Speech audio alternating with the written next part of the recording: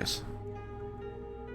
Hello and welcome back to Everybody Loves Raiken, our 5th edition live play podcast that meets almost every Tuesday.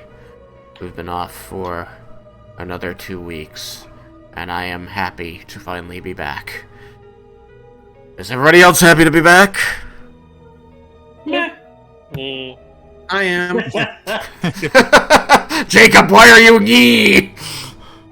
Yeah, I am happy. Yeah, I guess. Just not very enthusiastic. We'll get you. I'm just happy because he dropped us all in there. Given the context, Malachi, I'm not sure I like that phrasing. Alright. I'll get you some chicken wings and mail them to you. I'm not sure they'll be good by the time they get to you, but I want you to know that the thought and the love is there. Yeah, thanks. I don't think he appreciates it. You better have some enemies ready that he can blast with poison. Blast with poison. Alright. Last time we met, Cyrus made the snap decision to teleport all of you directly into the midst of a small army of drow, where 5 Abishai, the fiendish servants of Tiamat, were brutalizing the drow Roen, a former party member. The party attempted to save him from the Abishai, but the Abishai seemed quite intent upon keeping him. And the blue Abishai escaped beyond the wall into the city of Onyx, whereupon Laramendus reported that he was no longer within 1,000 feet. However, it was not a complete loss, as the party did manage to retrieve the Silver Fang, the sword of Bahamut, from the Red Abishai. The battle was not nearly as hard fought as I thought it was going to be. It did, however, include the Red Abishai summoning forth a dragon, a red dragon that he controlled, whereupon Doral, Cyrus' father, assumed his draconic form and downed the potion of strength he had been given to go and hold back the tide of destruction that this dragon could wreak. Upon defeating the Red Abishai, Doral reported that,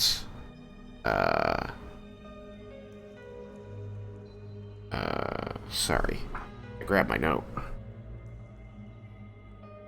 Ronaril, was returning to his senses, and as we left off, Leah and Laramendus are atop the wall with a bunch of archers who seem to be barely holding back from attacking. Most of the others are in amongst the drow, having just defeated the Abishai, and Cyrus had flown off to help his father deal with the Red Dragon. Excuse me. So, we'll pick up from there. We're no longer in combat rounds.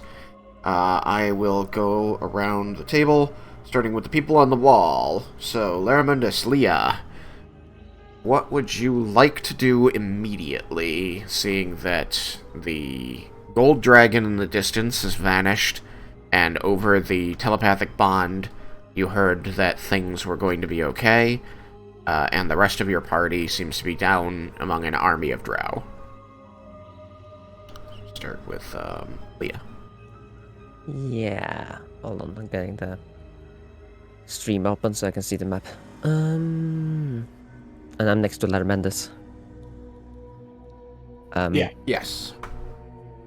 So I'm thinking then look at Laramendus and yeah, just look at Laramendus, then look at the drow around us. Does any other drow look like they're about to attack us? Because there are drows on the wall. The drow on the wall seem to be raising their arrows, knocking arrows to their strings, but not really drawing those strings, but they do seem to be holding them ready to draw and shoot, waiting for an order. Yeah. Situation is a bit tense. What should we do?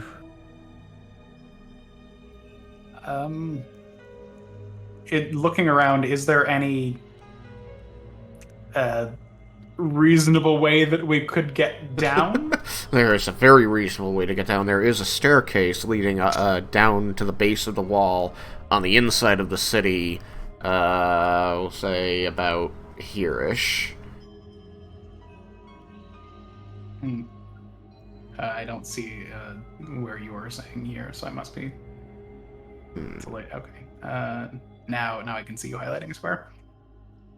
Well, we should over the telepathic bond. We should probably talk with our friends here and try and see if we can leave the city, not the short way. What? Meaning not dying. I have enough magic that that fall would we could stop ourselves before we hit the ground, but I would prefer to not expend it. While you decide how you wish to reach the ground, you are here among the soldiers who, now that the Abishai are gone, seem to have drawn weapons, and there's a general murmur going through the group as they seem to be deciding what they want to do. You have a few moments to converse with each other over the telepathic bond before they act, so you four may discuss. Voice in the sky.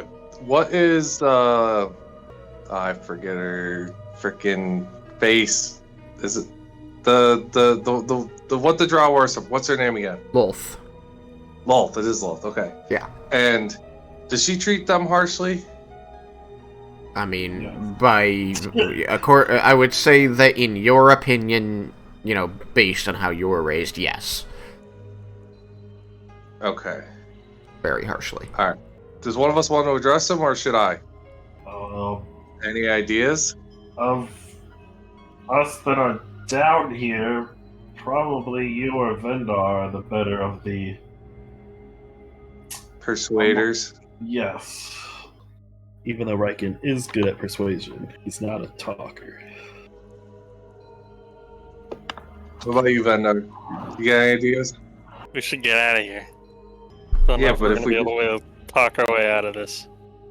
Well, we can't exactly leave until Leah and Laramendis are back, but perhaps we can fall back a little bit so that we're not completely encircled. Well, my thought was to emphasize to them that, they're supposed to be, they're working together with the dragons, with Lolth is, and for outsiders to treat you guys this way, you find it acceptable. I don't know. My knowledge of Lolth, Tristan, would tell me that she would be okay with this. Oh. Yes or no? No. Yes. Okay. So, continuing my sentence to the group. So, what I want to say to them is so Lolth would allow outsiders, or you guys would be find this acceptable for them to treat you this way. Will you let us pass and deal with them? Kind of mildly idea that I had, something along that lines.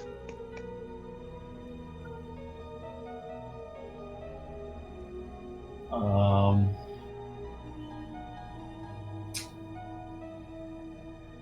guess the main thing is, even if they let us pass, is there any sign of the dragon, or the Abishai that left with Roen? Which that would be if Lara Mendes has any. And Lara Mendes said that he took him to hell. Yeah, I believe at the end of last session, Lara Mendes had conveyed the end result of sending to Roen that he was in hell. And if we would be so kind as to remove him from that situation, I think he would like it. Do we have a way into hell? There was the shortcut. Yeah, dying. Well, we could state that, that we wish to leave to retrieve Roen. And like I said, emphasize the treatment that they treated them outsiders.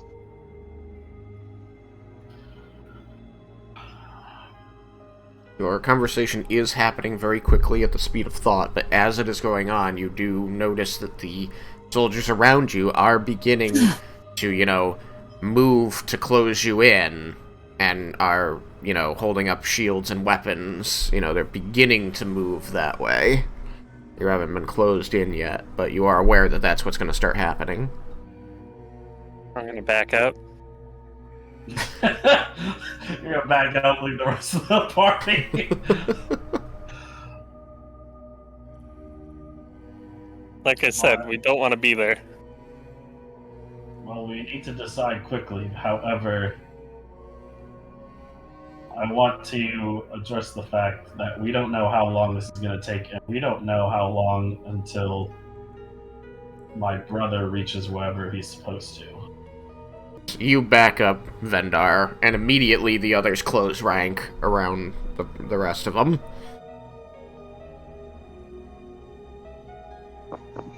Quickly, Lermanus, where's hell? I mean, that's quite the philosophical question, and it really gets to the nature of the planes themselves. Where is any one plane individually located? Lermanus, we do not have the time for this. We need a quick answer. We're getting surrounded. It's a different plane that can be accessed via magic, or Also, certain. that's all I really needed perpendicularities. to know was, could it be accessed? And the answer Can we is get it? Can we get there with your magic? I cannot. I do not have the magic to get there myself at this moment. No. And I might. quickly, I want to know. The entrance is not locked down to this area, correct? I would imagine that there are a few different perpendicularities, at the very least, similar to the Feywild and likely other planes as well. There's a decent chance we found one the other day, too. Alright, well, Vendar and, if you guys wish to stop me, I'm going to speak now. Alright. Okay? And stop No. you. You may So I start will- speaking.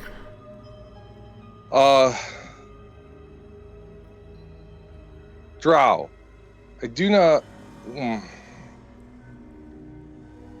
Given the circumstances, I understand this is a very tense moment. We don't wish to fight you. We do wish to go and get Roen back. And no, it's not my place to speak for you, but I don't think that Lolth would really like the treatment that these creatures did to you, these outsiders. And all I am asking is that you let us go so that we can deal with them and get Roen back. As you're saying And- this, the nearest drow to you is going to jab you in the gut with the butt of a spear and growl at you in undercommon saying, "Quiet! Fetch your priestess." I will be more than happy to if He swats you again. Do it. How can we fetch the priestess if you have us surrounded? No, I'll just be like, Leah, telepath, can you get back down here, please? And thank you. The drow surrounding the rest of you are leveling spears and shouting in Undercommon for you to get on your knees. Yeah, real quick also, it's like, guys, I don't think it's a good idea we fight all these, right? So, should we comply? Or Yes. I mean, there's a problem with that. Like, We got diddly. Raiken ain't getting on his knees for pretty much anybody other than Gord. I wasn't choking on my drink. I will... Hold on, real quick. I imagine that the two of us up on the wall are too far to have really made out anything particularly useful about the spoken conversation down there. The spoken conversation, no, but you were telepathed to please come down. Mm-hmm. So I will turn to Leah and say, telepath, I guess. Perhaps now we should try and talk to the drow up here and see if they will let us down. Yeah, we should. I also didn't realize I was muted until now. Oh, welcome back.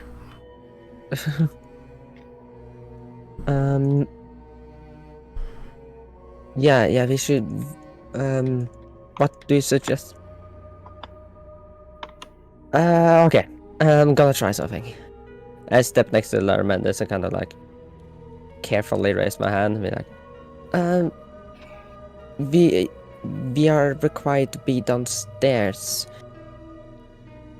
They want our presence. The drow in front of you is going to kind of narrow his eyes at you for a moment.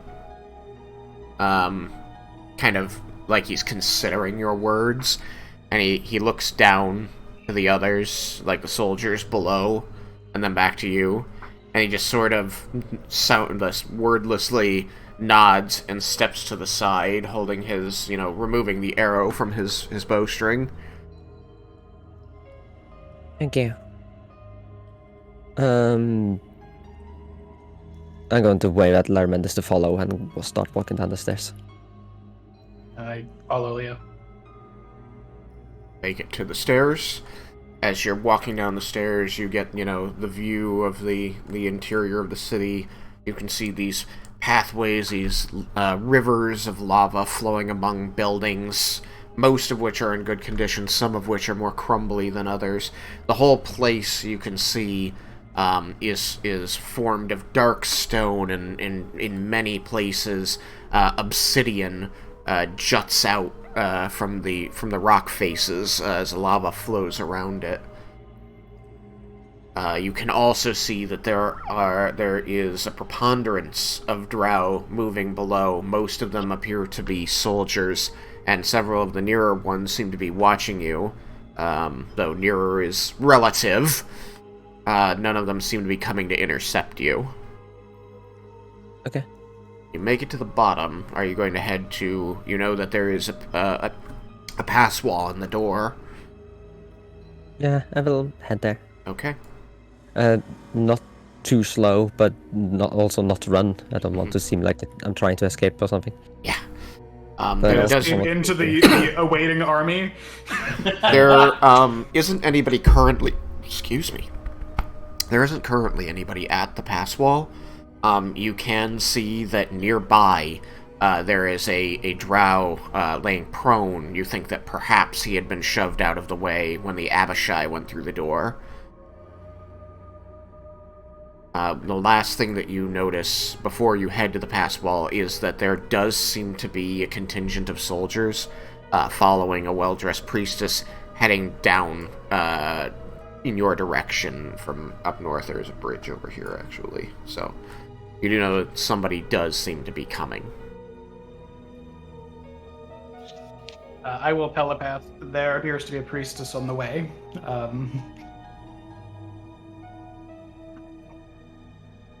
I'm gonna be ballsy, and I'm gonna put my weapon in shield light system. Okay.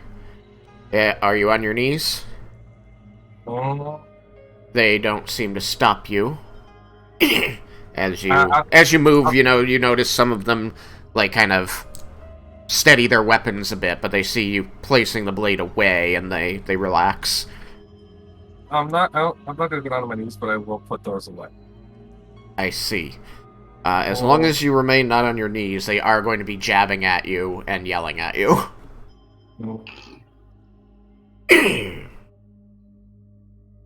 You two come through the pass wall, and I will get to you momentarily, Cyrus, but your thing is going to take some time for you to get there, and I want to deal with this first. Yep, no worries. You head out through the pass wall. You are very much surrounded by Drow soldiers and archers. The nearest ones turn to you, weapons raised, and then they kind of see who you are in the light of the lava, and hold their spear out to the side. The archers lower their bows, and one of them says in an almost deferential tone, "You are their priestess."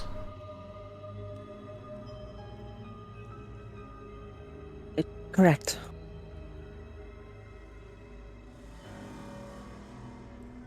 What do you expect for this display of force? We got what we came here for. We only expect to leave in peace.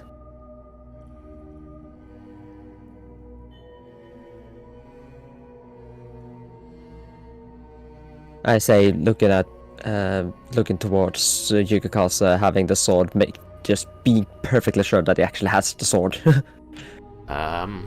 Where did you place the sword? It's oh yeah, I don't have a sheath for it, do I? Crap. He goes to sheath it in his belt, and the belt just gets cut, and then everything. Yeah. No. Then I want to scratch my statement and be like, I guess I'll keep my stuff out, and I'll get on my knees then. That will be the switcheroo, if that's acceptable. That's fine. You get on your knees instead. You're no longer being poked and yelled at. And I'm holding the sword tight, so I ain't letting that go. And the shield. Raiken, you are being poked and yelled at. It's very obnoxious. They are prodding you with spears, mostly the butts. Every now and then you will feel a poke from a blade. I would say, after several, it amounts to about 8 points of slashing damage worth. Very well. That's after calculation of your heavy armor mastery. Very well. You maintain your feet in spite of being stabbed at? Oh yeah. No. Okay. Raiken's not going to bow to them or kneel to them in any way. Alright. The drow looks to the soldiers around him, and they kind of gesture at each other a little bit. You kind of recognize a similar hand sign language from the one that your guides were using before. And after a moment, he turns back to you and says, your men, not friends, your men defeated the Abishai. Yeah. And that is all you want from us. Yeah. He seems almost taken aback, and he straightens up. Says,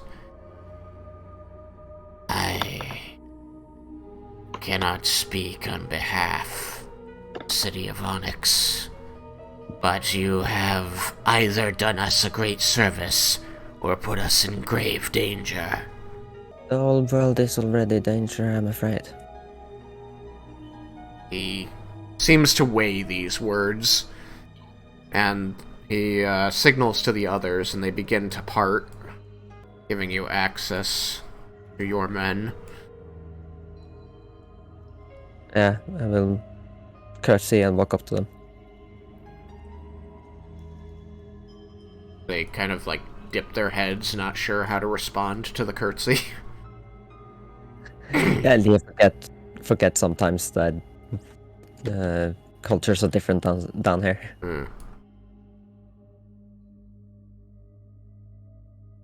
You have access to Yuki and Raiken.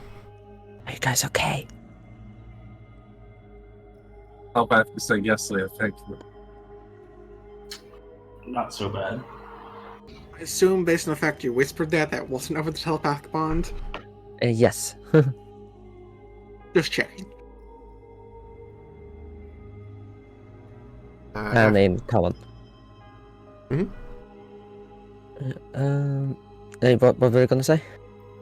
I was going to say I'm going to skip over to Cyrus for a moment, because these soldiers are going to remain in place, still kind of detaining you for the moment. So you have access to them, but they haven't opened up the ranks to get out yet. Okay. Makes sense. Alright. As for Cyrus, during the time that they are talking, you manage to cross this distance with your wingies and land nearby your father, who has resumed his halfling form and now stands before this immense red dragon.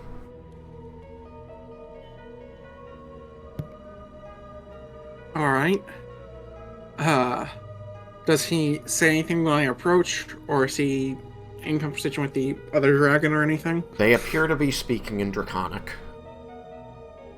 Alright. Can I at least get the gist of what they're saying?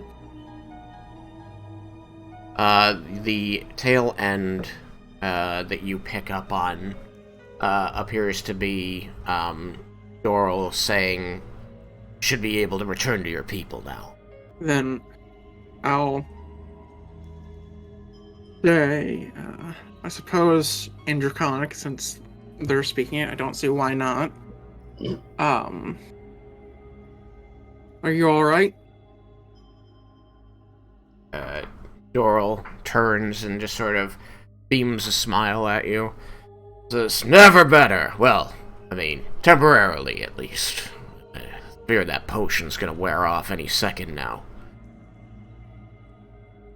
He turns to halfway back toward Ronaril, looking up at him and gesturing with a hand, and says, "This is my son, Ronaril. Cyrus, this is Ronaril." Didn't know you were friends with a red dragon, or is that some trick they've played? The red dragon grunts low in its throat, and you see black smoke rise from its nostrils. And he says, "Well, friends is not a term we would use in the presence of other dragons, but it doesn't behoove us to be constantly at war over nothing." Fair point. Doral turns to you and says, "I've lived a long time, boy, and one thing that you learn as someone like me is that not everything is black and white, good and evil. And just because something is evil or self-centered doesn't mean it needs to be expunged. Ronaril here, well, he's the god of his own little people, the mountain above us. He gives life to the volcano gives warmth to them. They pay him homage and tribute. I come and check in on Ronaril every couple decades. No human sacrifices, no unnecessary deaths. And everybody survives the winters, no matter how harsh. I'd say that's pretty good. In exchange for devotion. Then why would one of those... Well, actually, would I even know that one of those things was controlling him or having an effect on him? He did tell you that the red Abishai was what was causing Roen to attack. Then why would one of those, Abishai, I believe you called it, try and control him? He kind of looks up at Roen and back at you and back up at Roen. Because he's a dragon. Dragons are strong, powerful. Because he doesn't want to hurt people doesn't mean he can't be made to. Indeed. Well, at least everyone's in one piece. I, double check, make sure that statement's actually true. No one's yell him. Roen lowers his head a bit. Says, I acknowledge that you eliminated the threat to the peace of this place. I will consider this your tribute to me. Thank you. I do a slight bow, trying to be cordial. If there's nothing further, Doral, may I? He kind of, you see his lip curl as he changes the question to may. I return to my horde. Doral says, well, hold that thought a moment. Lad? Yes? Have you decided? Have you retrieved the Silver Fang? It is in the possession of one of our group. And so now, we should go to the swamp, yes? I believe so.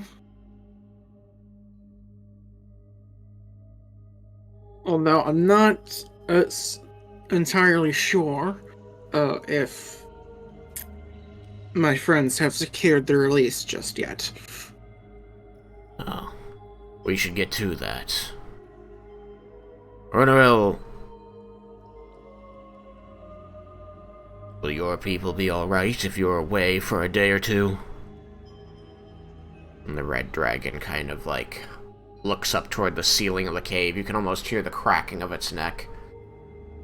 Says, well, I haven't gotten much use out of these wings recently. I suppose I'm in a mood to move.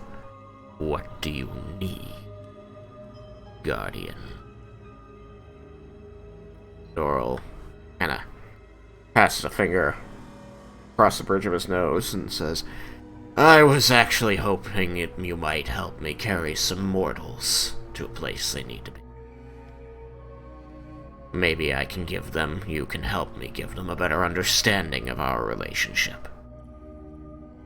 Roen swings his head back and says, I will expect tribute. The long trip you're proposing. Doral just sort of smiles and turns back to you and says, I think I've secured us a ride. Huh. Didn't expect that today. Unfortunately, the weakness hasn't worn off and you don't have enough potion to get me there. So, sometimes you just have to get a little help from your friends.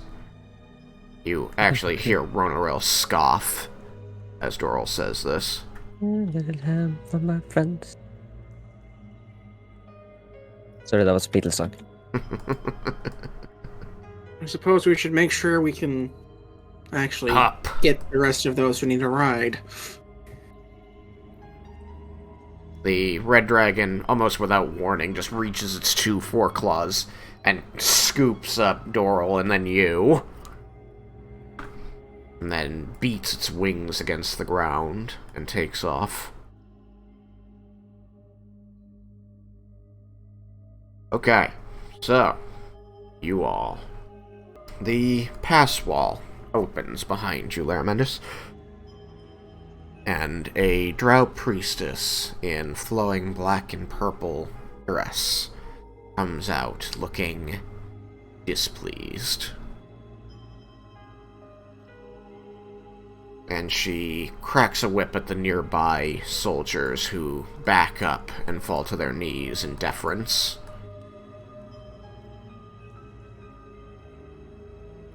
Opening a space to you. You can hear her almost hissing low at them as she approaches. She steps up, and she actually holds out the many-tailed whip and presses it against your shoulder there, pushing you aside. I move out of the way as she pushes on me. She steps past you. You feel the burning malevolence in her eyes as she, like, side-eyes you as she steps past. And she stalks up to, stands towering over Leah. She looks down at you, her purple skin kind of almost glowing in the orange light of the volcano, of the lava nearby. Says, "So, you are the ones who almost got my soldiers killed." Oh god. We didn't attack any of them. Did we? Relations between the city of Onyx and Tiamat are testy at best. What do you want here? Why do you interfere in our affairs, Surfer? Gave us something that was stolen from us. Something that was stolen from you. Please, elaborate. A precious item was stolen from one of the surface cities. An item we need. You wouldn't be referring to the sword, would you? I look over at the others, trying to see if they show me any signs to not continue. Or to lie. Do you guys show me any signs? I will telepath. I assume that she got that from everything, and given the information about... I am blanking on the name of the other city. Umbralite. Umbralite. Everything that had come out of what happened in Umbralite. I don't believe that she's too stupid to make that connection. So it's rhetorical. That is correct. I answer her. You see her, like, pulling the tails of the whip, like, with her other hand, stretching it taut before you. Threateningly. She says, "The sanctity of our bond with them relies on us keeping that from you. Specifically you. Why should I part with it?"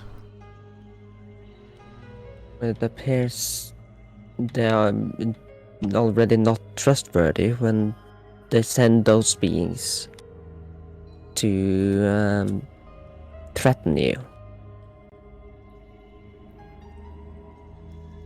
Behind her, another soldier has come through the door, and he seems to have been whispering with soldiers around the door, and he steps up to the priestess, like,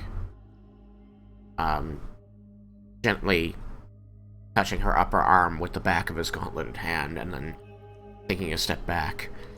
And she eyes you suspiciously momentarily as she turns and beckons with a finger.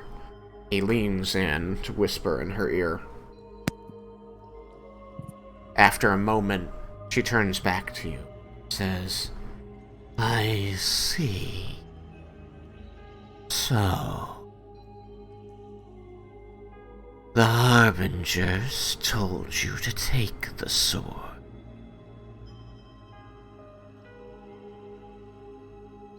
I think Laramanda's is going to telepath. Wait, they did?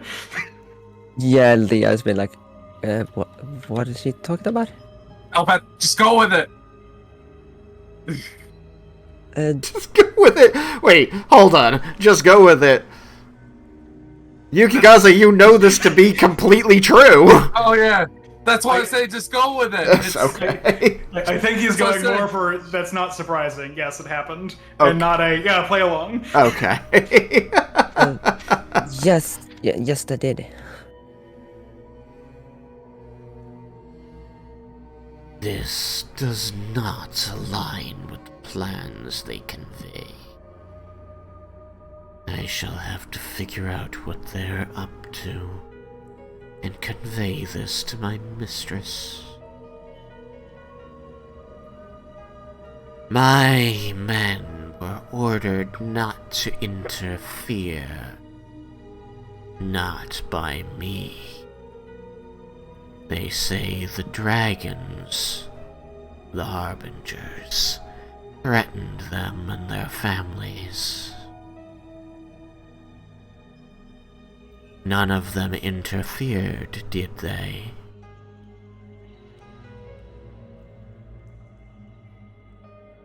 Harbingers being... They were here. Telepathically, she's asking if any of the Drow soldiers here interfered in the fight between us and the devils, for them to be punished if they did, because they would have disobeyed orders. Okay. I'm sorry, I misunderstood. None of the soldiers interfered, no.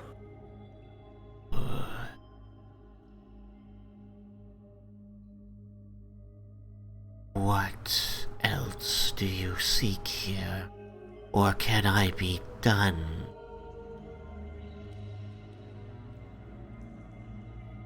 Seek only to leave. She looks around at the soldiers and says, she raises her voice and says to them, not to you, you have all done well today and passed this test of our mistress. You may all return to your clans. I will have need of you soon. As she says this, the soldiers all salute and begin to break up and re-enter the city, leaving her with only an honor guard.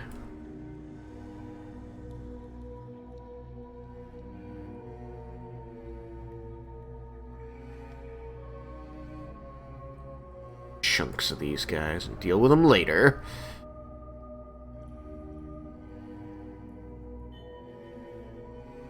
Vendar, you can see your friends again. Nah, Most of them are you unstaffed. guys lived. You sound so happy. Yeah, you guys lived. Whoa. I mean, hi.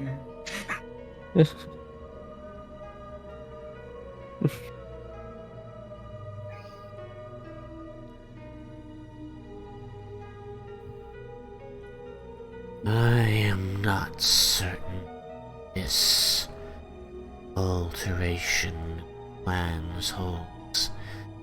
I will need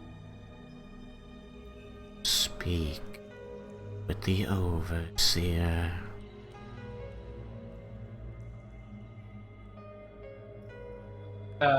She uses the title for Roen. Indeed. Okay. It appears that she might not be aware that Roen is in hell being forced to make deals with the Abishai. So, I say this telepathically.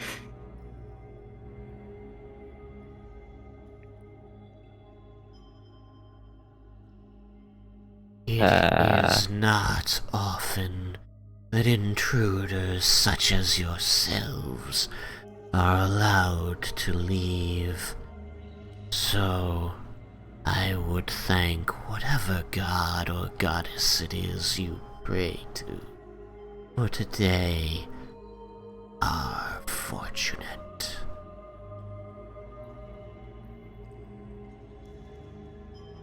Loth is patient. You have our thanks. I don't want your thanks, but I shall convey them to my mistress. I hope I do not see you at my city's gate again, little priestess. She's going to signal to her soldiers and drift back into the city.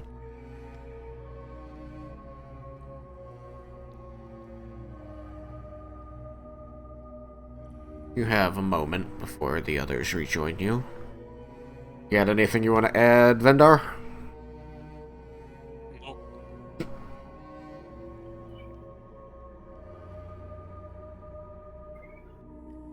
Very well. So, telepath to the rest of the group. Was that bad? Should we have tried to discuss like peace with Umberlight or something? I do not believe we are in much of a position to make that negotiation, nor do we have the time to do so. So that you're aware of the conversation between Cyrus, Ronaril, and Doral was all had out loud, not over telepathic bond. So a red dragon appears over the wall and comes crashing down next to the party. I activate my wand immediately. Let's say, hold your fire.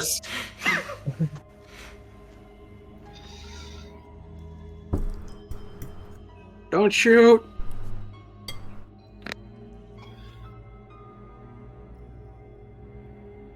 He sets the two halflings down before coming to rest in an almost cat-like pose, like a loaf, slowly folding his wings onto his back. I telepath to Laramendes. Do you know if red dragons can mind control?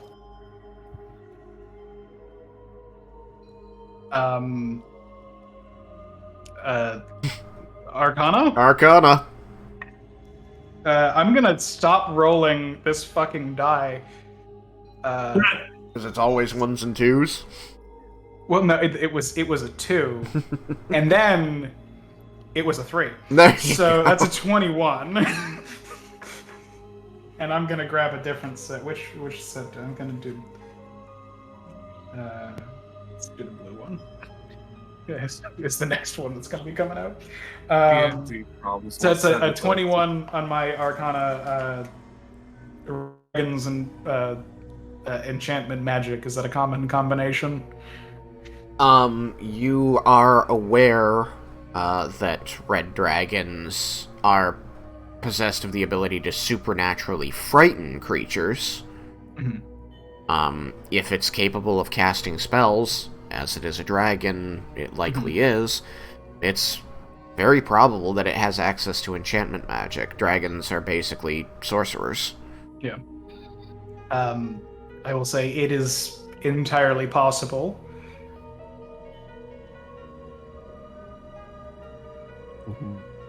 I'm gonna continue studying my guard. The dragon seems to look down at you, almost with boredom in its eyes as it, assumes this very, for a dragon, unassuming pose. And then it barks something at you, Leah, in Draconic. Let's see. I haven't learned nearly enough Draconic to understand anything of that. Haven't you had enough Draconic to make a roll? I thought you had enough Draconic lessons. I hope you've all got notes as to how many lessons you've been taking in different languages, because I don't know how many lessons you've had. Yeah, I have my notes for that. I haven't taken a lot. I've given a lot, but... Oh no, I think I was teaching you Elvish, wasn't I? Not Draconic. Yeah, you were teaching me Elvish. That's right, Raiken might have taught you Draconic if he could be bothered, but he didn't seem interested in it. Yeah, I think no, I don't think Raiken was really ever asked. Oh, okay. Oh. I know, Raiken was definitely asked. Yeah, I know he was, but I think I'm pretty maybe... sure Raiken would have if Leah asked. I don't know if it was... If the asking was, like, out of character of, like, is this a thing that Raiken will do, or if it was Leah being like, please do this. I just, the only thing I remember is that a lot of the language teaching happened while you were rolling through the desert. Raiken spent most of his time on Kubriel, and when I kind of assided to him, you know, you could teach or learn a language, Alex, you had said you weren't interested. I think I learned a little bit. You might have taken one or two. You had an Elvish lesson at least, because I remember about the you had very beautiful hair. Yeah. Indeed. Which one day will come up. In any event, the people who do speak Draconic understand the dragon saying, "She's got a lot of guts," pointing that at me.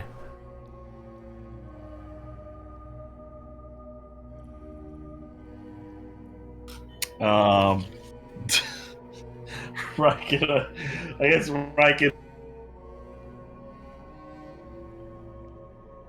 will, I mean, he might be able to reach out and just, like, lightly grab her arm and kind of, like, motion, like, to put her arm down with his arm.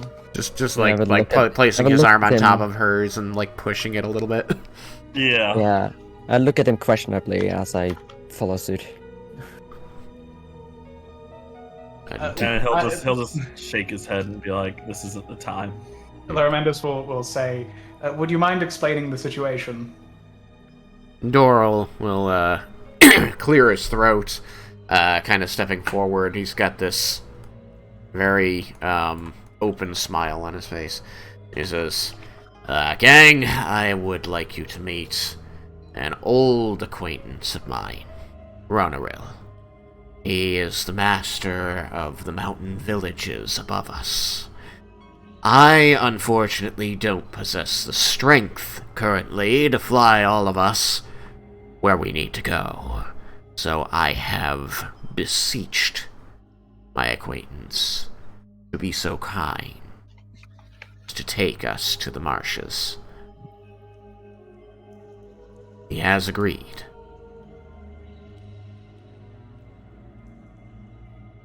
Very confused. I will say it is an honor for us to be able to be taken by you. Why is he not working with the rest of the dragons? Do you get closer to ask this, or are you just asking that over the telepathic bond? I'll get closer to ask it. Okay.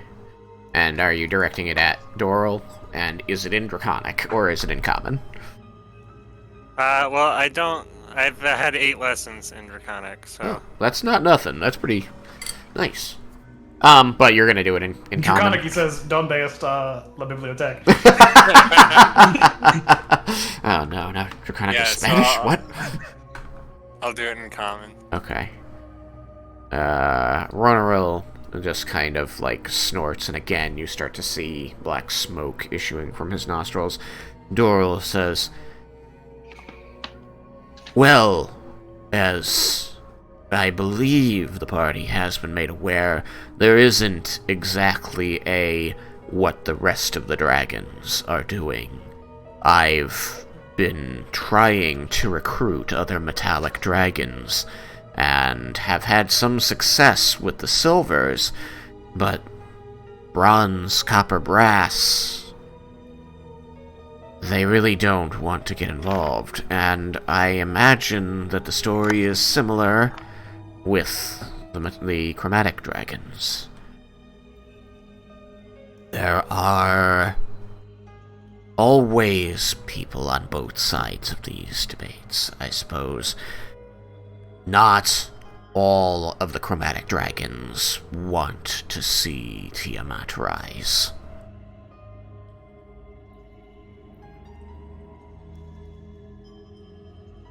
So we're just fighting their Tiamat's children and their broods?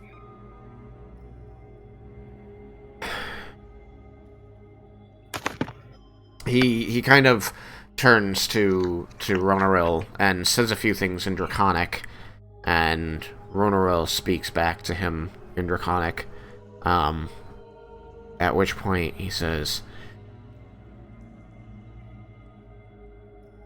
Ronaril counts himself among dragons who would be happy if you slew the children of Tiamat.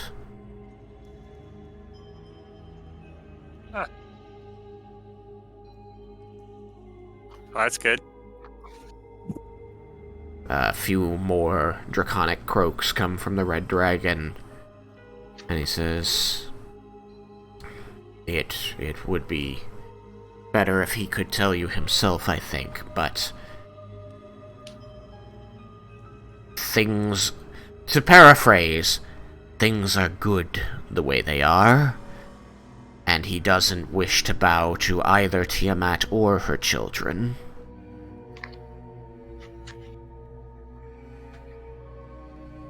If that makes sense. I get it. That's good to know. Ronaril grunts and groans a few more times in Draconic, and those that speak yet understand that he asks, Are there any other questions I must answer before we get on with this?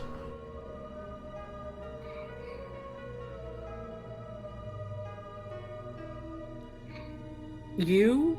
No, but I have some questions for them. Are we certain that is the real, sword?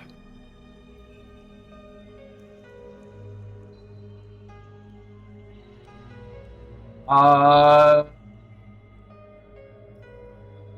without tuning it, right? You did feel like you began to attune it during the fight, and as you have... Sorry, Tristan. Didn't I remember doing a check or something that was more positive it was. Yeah, you felt very certain. Yeah.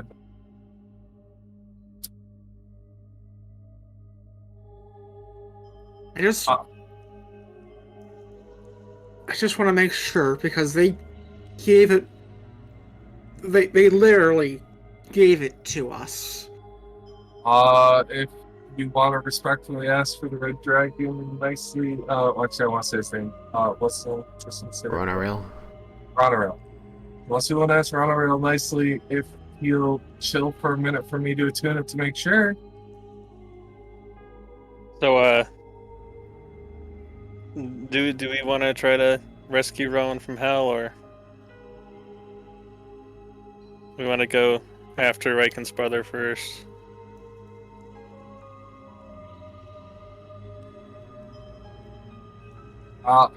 We should do one thing at a time right now. So Storm first, then make decision on that. So, should we wait for me to attune it, or attune it as we go?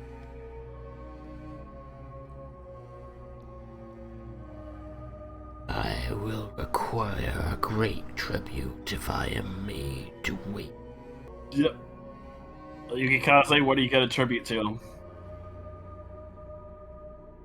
I'm asking you guys as a group for waiting. You gotta put it all on me.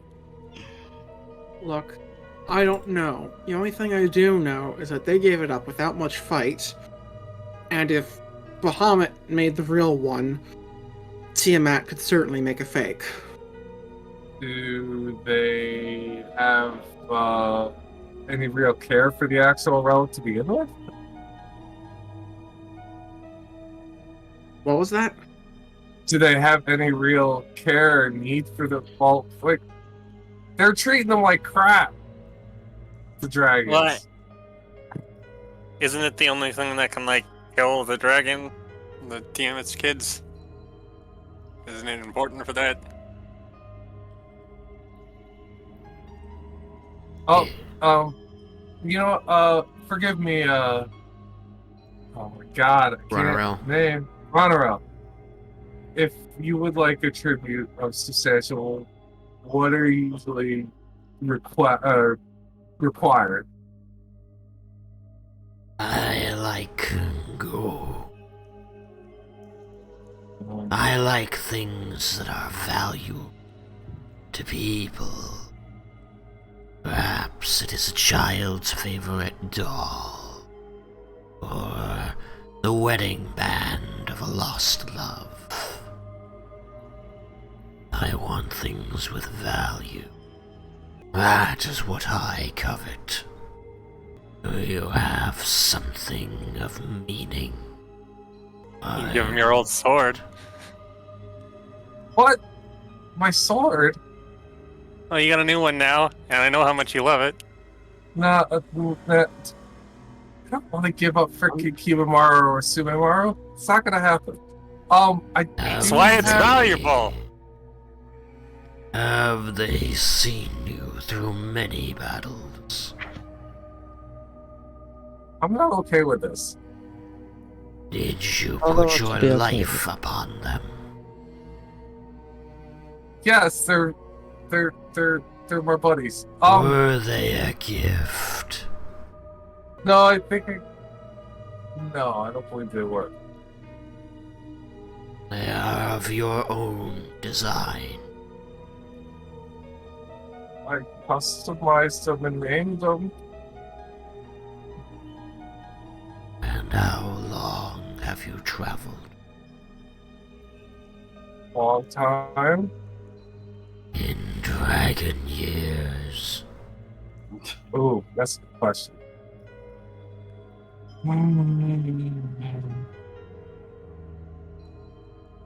I want to say probably. I've had them a long time.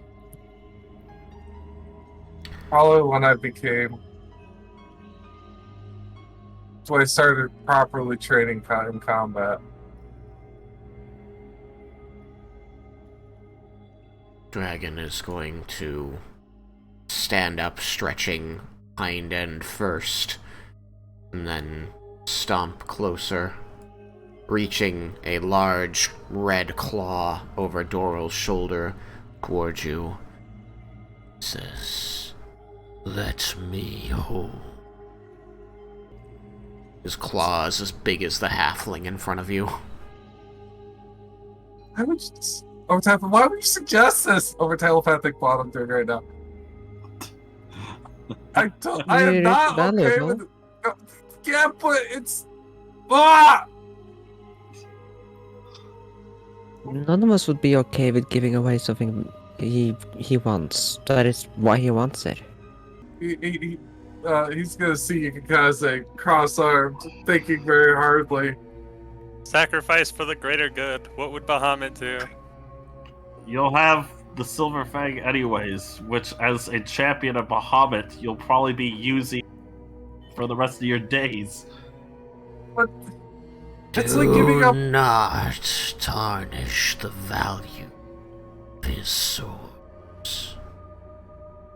Let me hold one, soldier.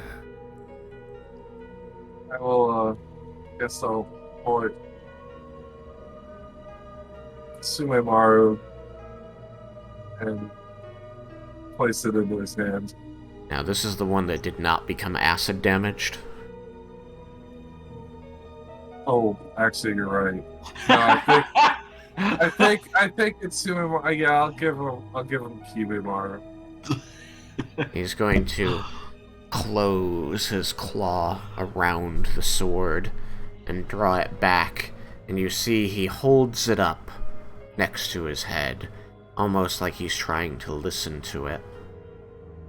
There's this long, quiet moment while he does so, before he holds his claw before himself and places his snout into it. You hear him sniffing the blade before he maneuvers his claw so he's holding it just between two fingernails.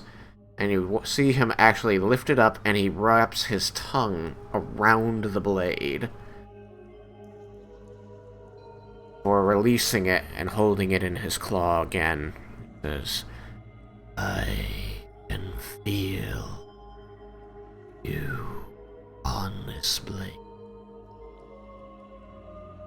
Yes, this has great sentimental value.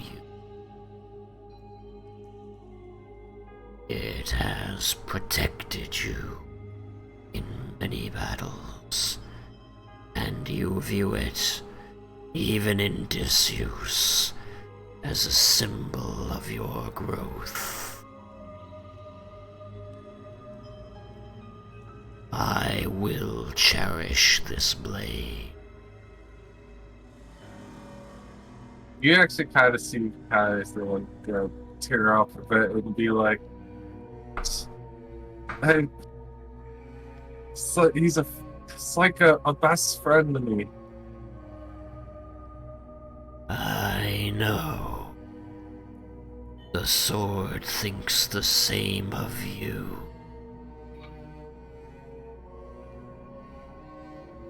It is sad to part. And you see his lizard tongue stick out once. He says, "Delicious," as he lays it above his head and drops it into his mouth.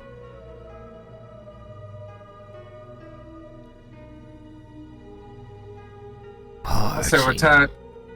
What? You I guys didn't. suck. And I'm be very terrible. And I can't just give you that blade. I mean, he just ate the blade. You kind of little late for that. I have to give you Sumimaro also.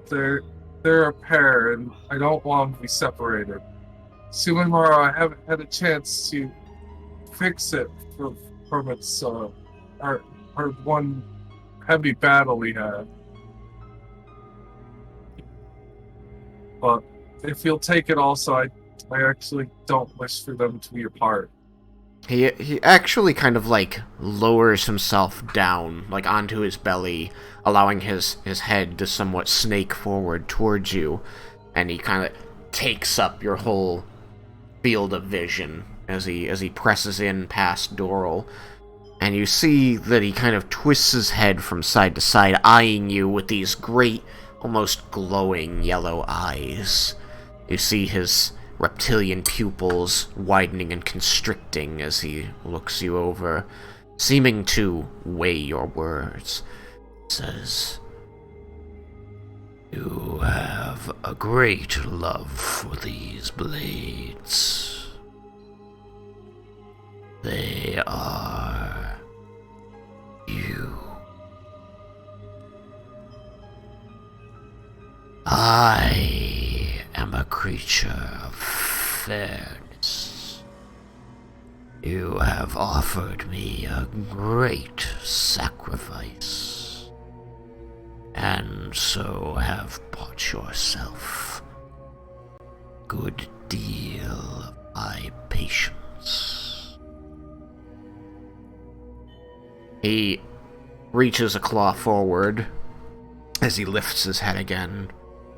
Says, "I will care for these blades. They shall be trophies in my lair."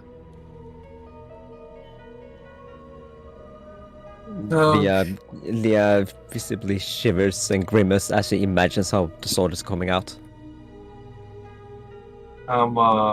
So I'll pull out the sword and I'm gonna hold it in front of me for a moment, and then place it into his hand. and he will again straighten and drop the sword onto his tongue. After a moment, you see smoke begin to rise again from his nostrils, and he grins at you in that reptilian way as he says, "Parting is such sweet sorrow. Take what time you need. I will wait." And he stomps back away from the group a bit, and then plops down again in a very cat-like pose. I'm gonna look at Silver Fang, and I'll be like, Cyrus, this better be the goddamn sword.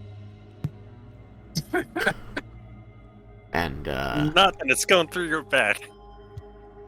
While I very much appreciate what you have just done, I will point out that second part was Vindar's idea. What are Doral's you talking about?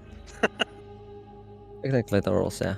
Doral's going to kind of eyeball you a moment and say, "What do you mean, this better be the sword?"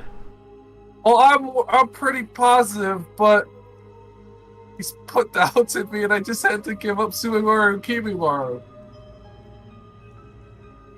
That is Silver Fang, son.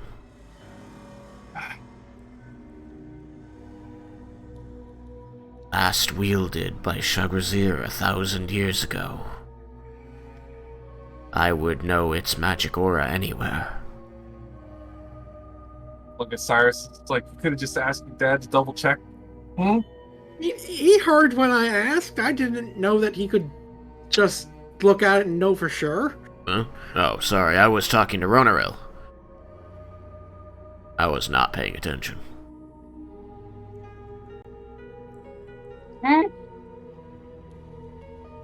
I will find some way to make it up to you. But at this point, you've already bought the patience and you need a weapon, so might as well. We're tuning it before I leave. Okay. Whatever time is left before. Yep. It takes you about another 20 minutes. We're going to Mars, which is above ground, so I'm not going to need the bracelet of Night Eye. So I'm going to probably be crappy vision for a little while. Okay, so you're going to... Cyrus, you're going to be my eyes until we're out of here. Well, I was gonna untune mine too. I you can can wait. have Ash provide some light if we need light.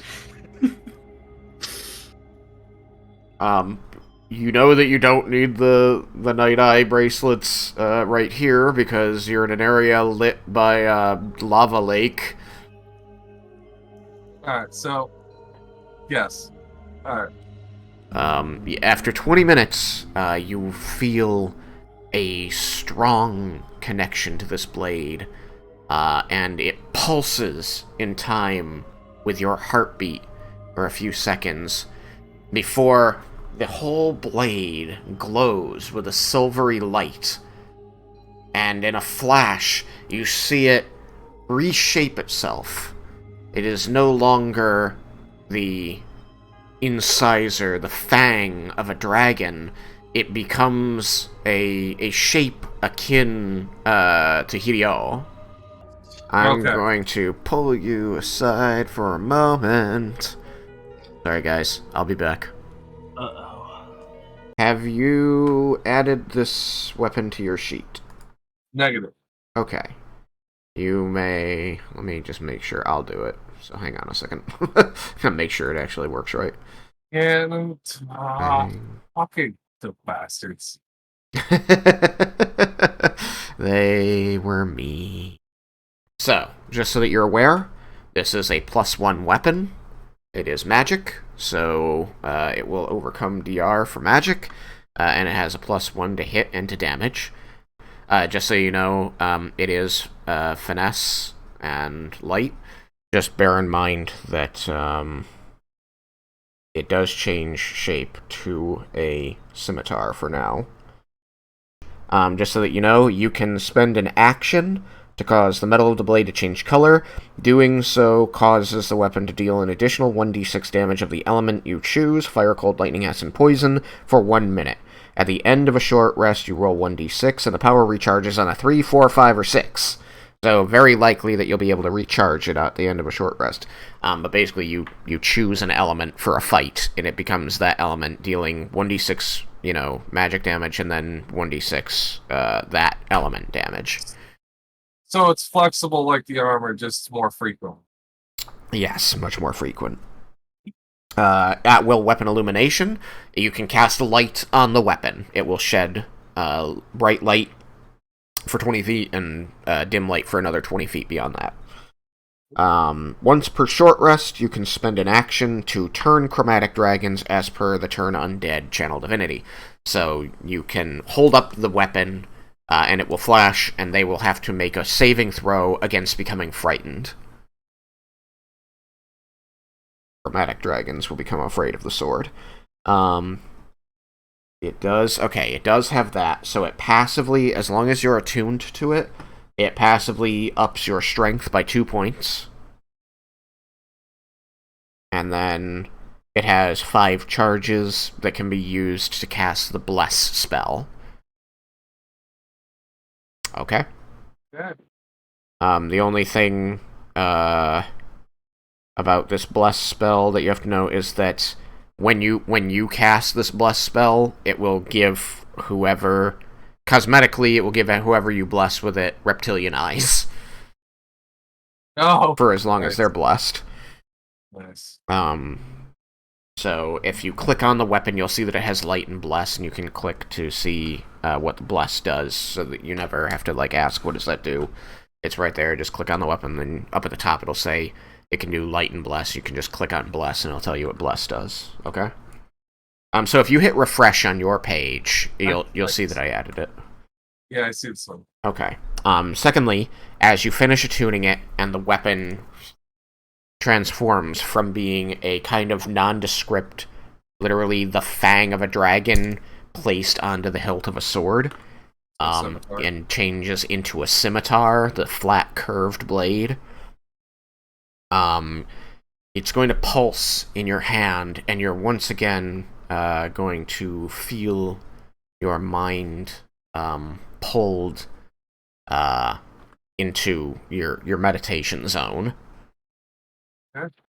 And once again, you will find that as the world dims around you, you find yourself standing alone in darkness, basically, with the sword glowing in your hand. You're going to hear kind of a laugh and a voice speaking to you in Draconic as Chagrazir appears before you. He says, "Ah, yes, my old blade. She and I had a great many battles, and she served me well." Well, I'm ready to kick some butt with her because I just had to part with 2 of my friends. Yes. I am aware that your art has recently suffered great loss. And while I can't speak to that loss, for I have lost friends of many shapes, but no person's pain can be compared to another, I believe that I speak for the world when I say thank you for your sacrifice.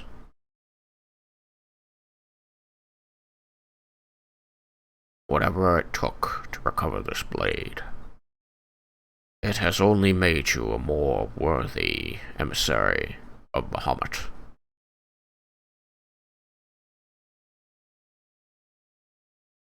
Hope I can. I'm going to try my best to go all the way to the end.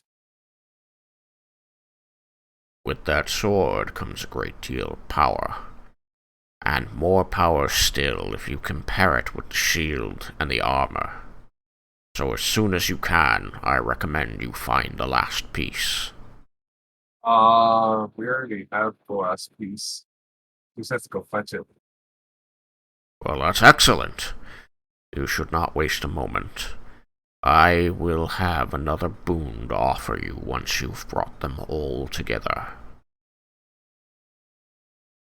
Lord Checkers, you're probably not, or sorry, Sir Checkers, you're probably not as omnipotent as Bahamut. Do you know anything about the outside world right now? Or are you, I forget. In this realm, I stand at Bahamut's right hand. I am aware of the goings-on of the world. Oh, do you know if Raiken's brother is close to the scale yet? Like, because forgive me for being so talkative.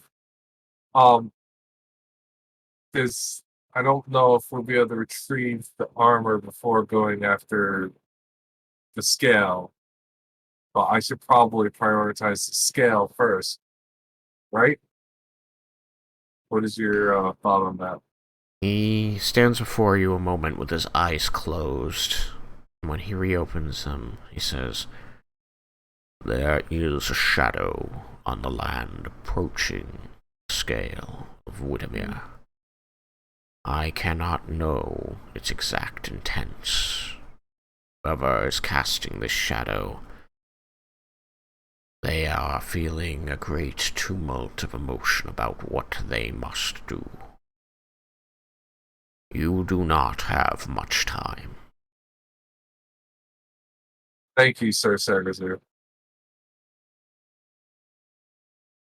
That is the information I can give you now.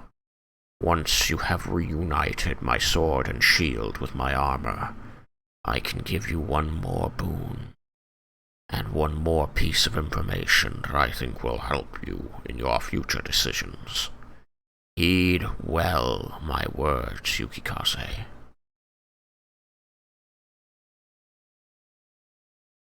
Do you understand? Yes. Good. Then, I wish you all the boons of Bahamut on your path. I will give you more information soon. Till then, Sir Bahamut. Until then, Yukikaze.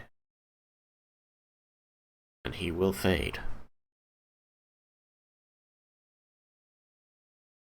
You find yourself back in the Underdark next to the lake with this gleaming silver scimitar in your hand.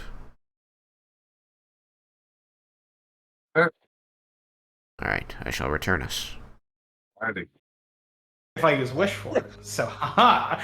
Ha Not wish for something that's more valuable. I would need to look at the other spells for something that would generate a magical item that could then be disenchanted. We were talking about using wish to create an ever-burning torch to disenchant the ever-burning torch for some residuum. Wow. Just as, because like over the course of my next 300 years, you do that every day, and by the end, you have like a tablespoon. Yep. Riveting conversation. So, I'm back. Welcome back. While the attuning was going on, Laramendus was just like staring daggers.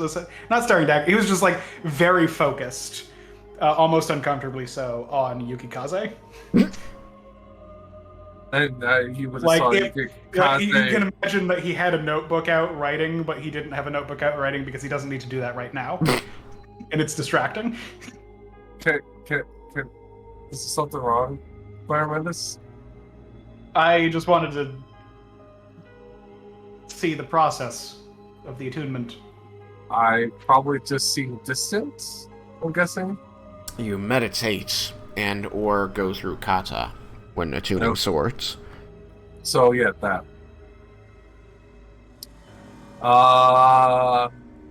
So I was given another vision. And got to speak with Sir Yukaze, or Sir Shaguzier. He called me Sir. It was very nice. Sir Shaguzier, I was able to ask him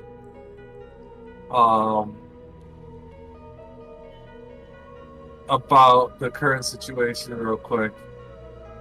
That he couldn't tell me who was on the island with the scale, but apparently there's a shadow there of someone who was very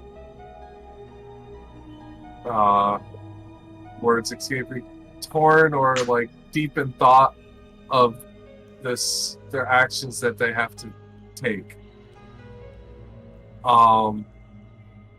And he also recommended that I get the armor as soon as possible from Nalia. Aha, names. So, I forget. Do we have a quick way to get the armor or not? I am able to. Well, do I have it prepared today? I think I keep teleportation circle prepared.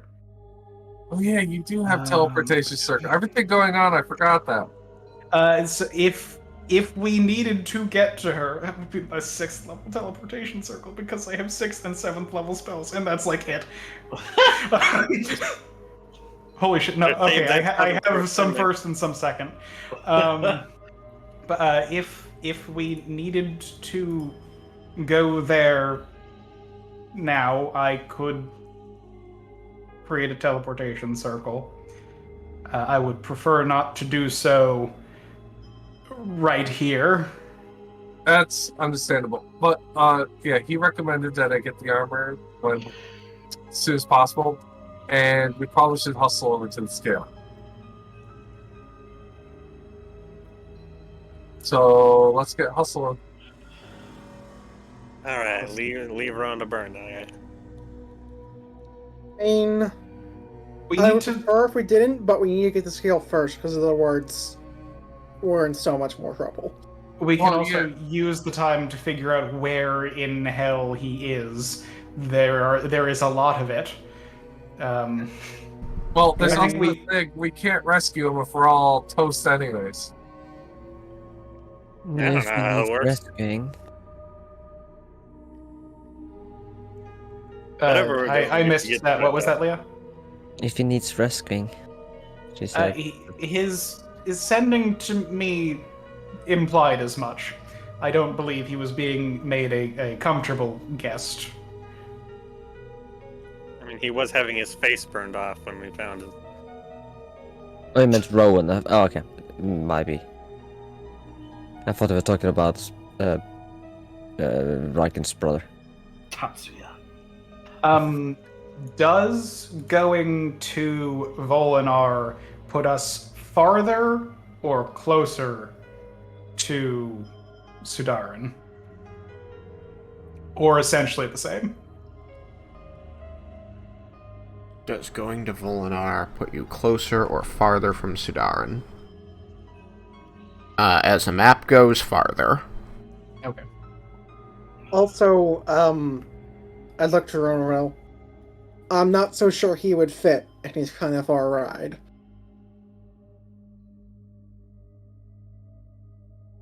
Hmm.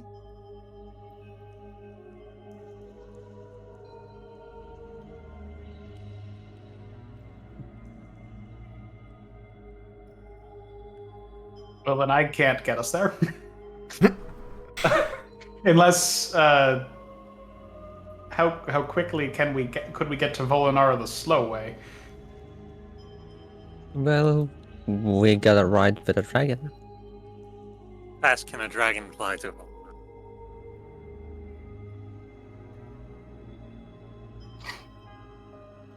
You ask in Draconic? Yes. Oh, okay. Ronorel looks over at you from the place where he is perched on the ground, and does the draconic equivalent of sighing as more smoke kind of boils up from his nose. He says, "From my mountain, I can get to Golden. That is the city with the navy, yes? Yes. I can get there within probably an hour or two."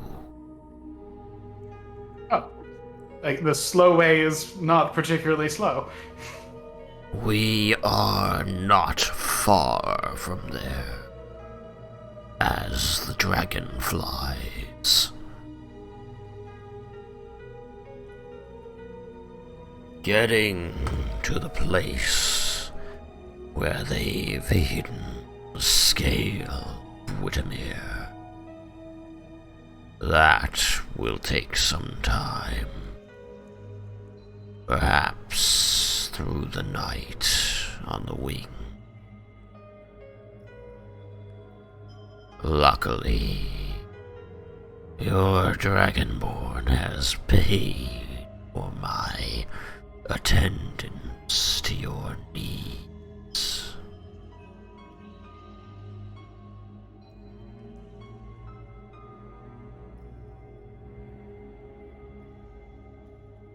Therefore, if you wish to do both, we can. It will simply delay our arrival at the scale by perhaps a quarter of a day. Is that what you wish?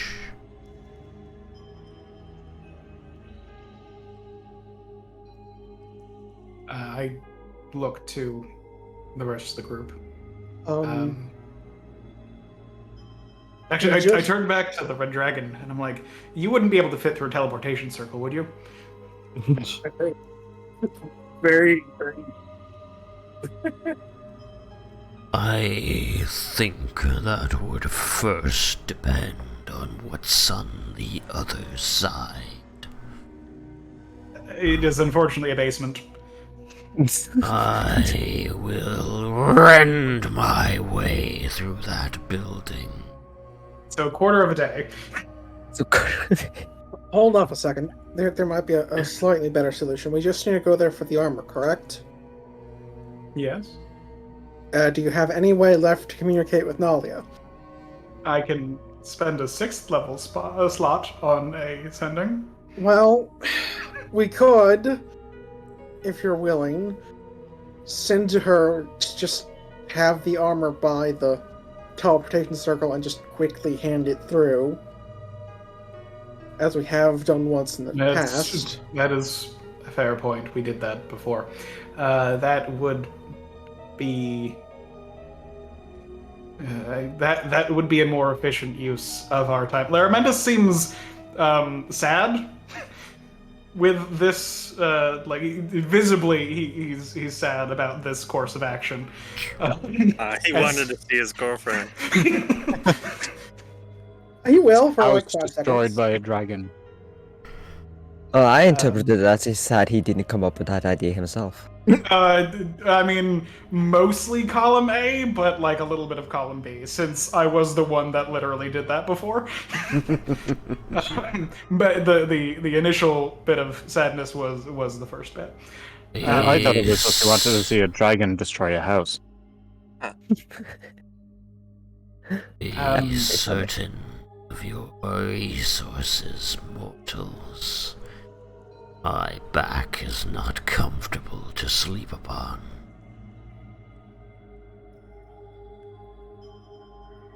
What about meditating?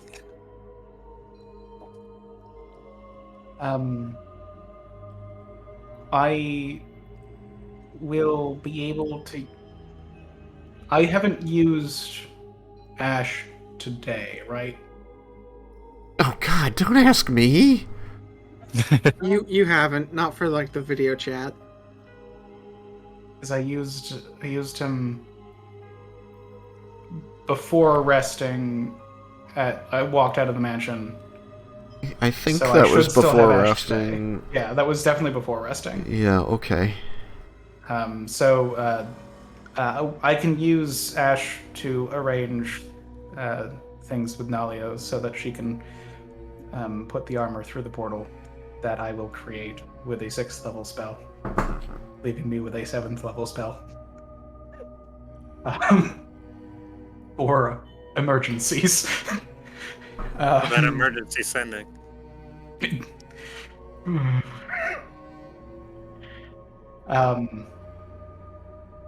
We should get away from the city before I start casting magic. Tick-tock, mortals.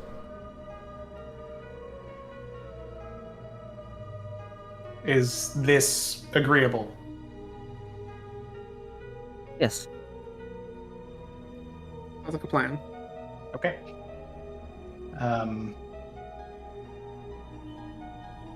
I start walking. I assume that when I'm talking via Ash, Ash will move with me. I've always had stationary conversations. Ash, can we walk and talk? I suppose we could try, Scholar, though usually it is. Well, to put it in terms I think you can understand, I have to compensate for locations.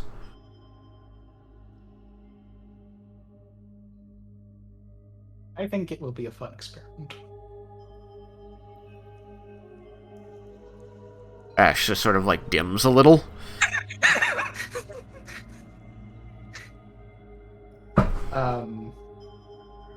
So Laramentus begins walking away from the city, and asks Ash to call Nalia.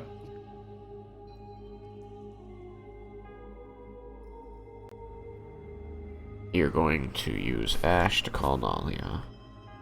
Are you skipping the sending? I am going to use my spell slot for the teleportation circle that I'm going to need to cast. Okay. So you're going I to will skip not the be using sending. Okay. Yes. That's fine. So, I just wanted to know. Yeah. And So the plan is Ash to arrange the communication, and then I will cast a teleportation circle, and we'll be able to do things that way. If I need to send, I will be sad because that would be, God, such. It's gonna happen. I don't want it to happen now. It will happen. I'm sure when I have a 9th level spell, one day it's gonna be used for ascending. And it's gonna be ascending that's like 10 words long, I know it. You know, if I get Wish, I'll finally be able to cast Sending myself, using Wish. This does sound like a waste of wish. Not to me. I mean, I had been talking about using Wish to create ever-burning torches. So, where do you want to perform this teleportation circle? So I want to get away from the city at least a little bit, so that like it's not easy to, see the circle that I'm making, kind of stuff. I mean, you have a couple options in that regard. Either walk out somewhere farther away from the gates of Mordor here, or you can board the dragon. That's true. We could do this on the surface Let's do that. via the dragon. Yes, I like that plan. And that will be able to really test the ability of Ash to deal with speed. Oh yeah, you are very, very accurate in saying that. And when it doesn't work, you can use the 7th level spell slot. It will, however, have been a valuable data point. Totally worth it. Yeah, I don't. I think I'm gonna wait until we're on the surface to. I am going to walk and talk because I want to see what happens, but in a situation where I could stop and continue talking if necessary. So I'm not actually going to use Ash while we are on the dragon this time. Okay. So are you calling her before getting on the dragon or after getting on the dragon? I'm going to call her when we are on the surface and can land. Okay. And then I am going to walk while I'm talking because I want to know about Ash. Very well. So you indicate that you are prepared with your plan and ready to go. Yes. Doral goes over and sweet talks Ronarel a little, and Ronarel spreads his wings to make his back available.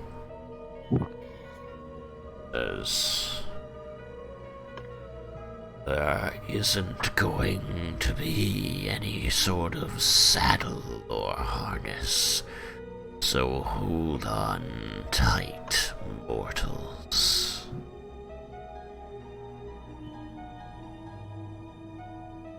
The guy is very excited and it's very visible. Larry just looks around concerned.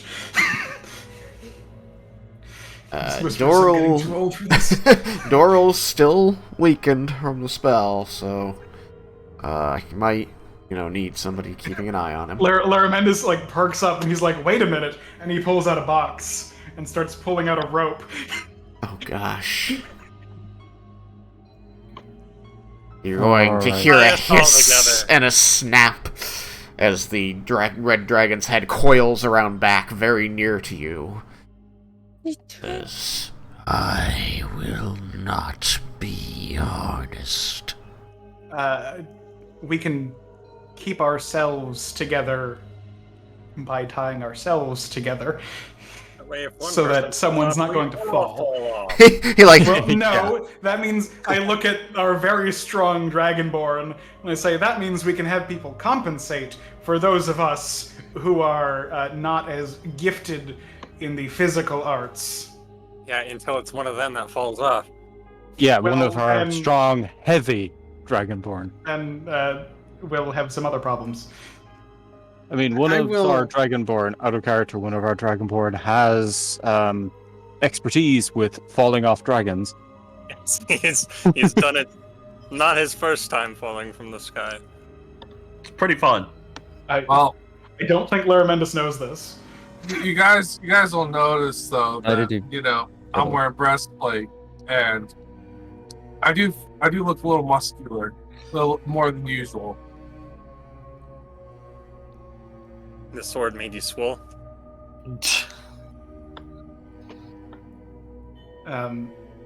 If anyone is opposed to this plan, we can not be tied together. I can always dimension door if I'm near the ground and be fine. I'm fine if you guys tie yourselves together, but I have wings of my own, which won't let me keep pace, but should keep me from going splat. Wow. No, we all go down together.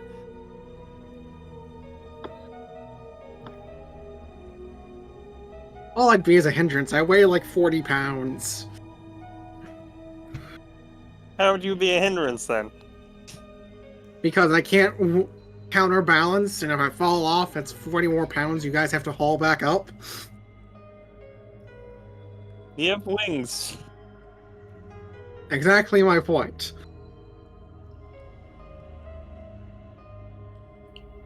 The dragon snorts and hisses at you a moment before hurling its neck over toward Doral, saying, "I would never subject myself to such mistreatment if it weren't for your old silver of trust."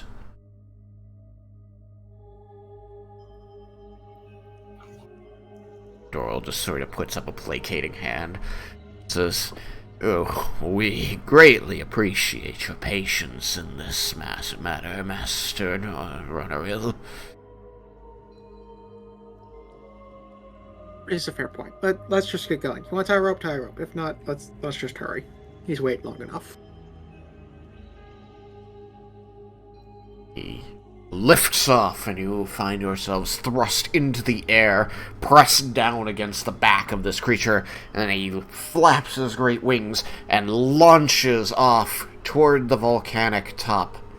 Over here. Whee! I cling onto Raiken, which I assume I'm sitting behind. You're all going to have to make strength saving throws. I am incapable of holding back a scream. I got a nat 20. Was anyone willing to be tied to Laramendis? Man, I had just been assuming that you all tied yourselves to yourselves and everything's hunky-dory. If you didn't, uh-oh. Yukikaze will be tied to Laramendis. Okay, cool. Is it strength or athletics? Strength saving throw. Versus saving. Doesn't make any difference for me. I'm close to Raiken. So I'm 19. I think everybody's close enough.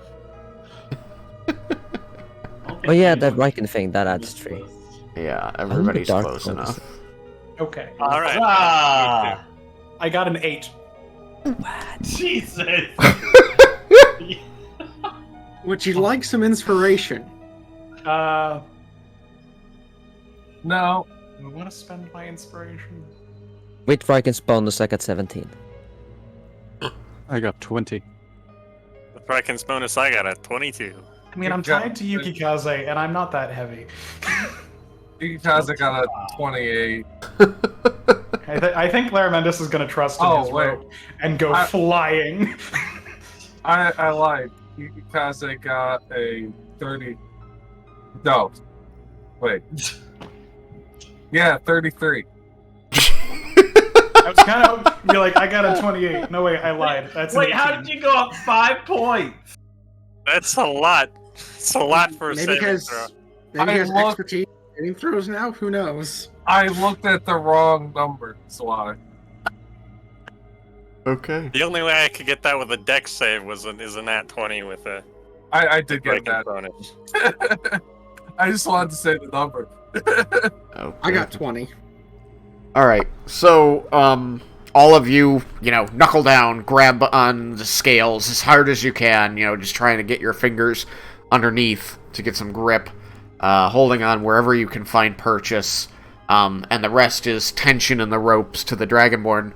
About 3 seconds into flight, you're, oh my, as Laramendis loses his grip and seems to lift up off the back of the dragons, and you just see him fluttering like a kite behind Yukikaze on the end of this rope. I imagine it's like Guardians of the Galaxy 2. Yeah, I was going to Rex say. is behind the ship at the beginning, just on the wire. Is he still out there? Only I don't imagine at the end of this Laramendis hitting the ground and going, yes! Yes! That was awesome! You're over the telepathic bond. I am a genius. Oh god. Your life is immediately saved by this rope. Quick thinking as always, Lair. Our Laramend is pulling out his book, taking notes of how the wind feels as he's being pulled by a dragon. I assume he would get problem with airflow eventually and pass out, but the dragon passes above the lava, and you can see as he aims toward this rift in the ceiling, where there are streams of molten rock pouring through. He twists in the air such that you are now all hanging toward the lava momentarily as he blasts fire breath up in, pushing the streams of lava back and then jetting up through. You will all need to make Constitution saving throws. Larry, you're at disadvantage. Well, I tried. Great, another save. I am brilliant then. Huzzah! Okay. I actually have a plus in this one. I rolled the same Yeah. that I got last time. Or that I rolled last time. It's just That's 18. 21. 10. 16. 27. 29. 9. I've been Would you like that inspiration now, Laramentus? Who needs lunch? I think I'm good. So, I think I'm gonna let it play. Oh boy. He's Done it just that way. twirling along behind the dragon, vomiting everywhere. those, hey, those rule who, of funny. those who got 18 and above, you will take 10 points of fire damage as the dragon drags you through these lava tunnels as it pushes the lava back with its fire breath, with just the force of its breath. But you know that it's, just barely remembering that it needs to do that, because you are not immune to fire like it is. Holy shit. Those who got 17 or lower, you will take 20 points of fire damage. Damn. My shield breaks. So about that rope. I believe the rope is magic. Oh yeah, 'cause yes. that's cool. Yeah, never mind. Good thing. Rope winder for the win. Yeah. Boom. Boom! My shield breaks and I have 2 points of overflow. It's a good thing you got that last spell off. It really is. After what seems like an eternity in hell, finally you break through the crust of surface as you see a spray of molten and not molten rock around you clattering to the ground, and the dragon hovers about 40 feet off the ground before saying, "Alright, I'm taking you to the naval city then." Ouch. If we No. can just land here, we can arrange things so it's quicker, so we don't need to go out of the way. He, looks around, looks down and says, "What did my dingleberry just say?"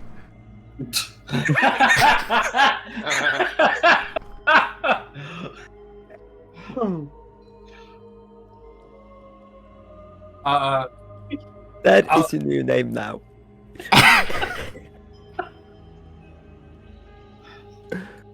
Well, since we're We- flying, We need to land.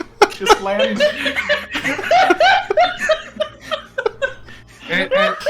in a booming draconic Please. voice, I will state that all we need to do is land, and we can cut that part of our trip out.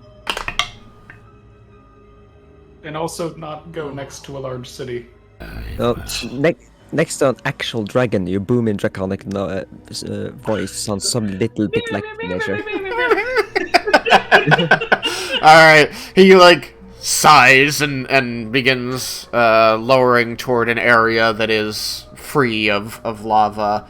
I will say that as he is 40 feet off the ground, you do catch, the edges of some rooftops over one of the ridges nearby. You do see that you are floating over this spire-like mountain, almost like a range. It seems to have 3 peaks to it in close proximity, and around one of the nearby ridges you can see the edges of some roofs of buildings, and you may assume these to be one of the towns he claims dominion over.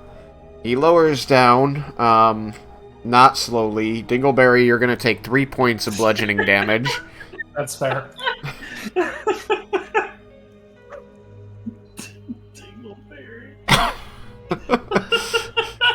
And he Just imagine how things would have gone if I hadn't done that rope, though. he would have fallen in lava, and it would have been Yeah, I would have amazing. It would have been funny, though. I mean, yes, it would have. Just hold on. Nope. We lost one. Oh gosh. So you sit down. The clearing, is distant from any pipes or streams of lava. There's no geyser nearby. It's pretty temperate right now. And let me think.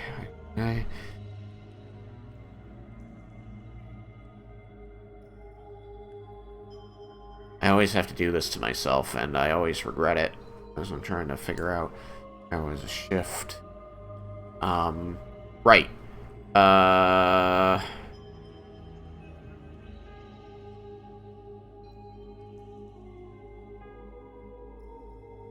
It seems to be evening.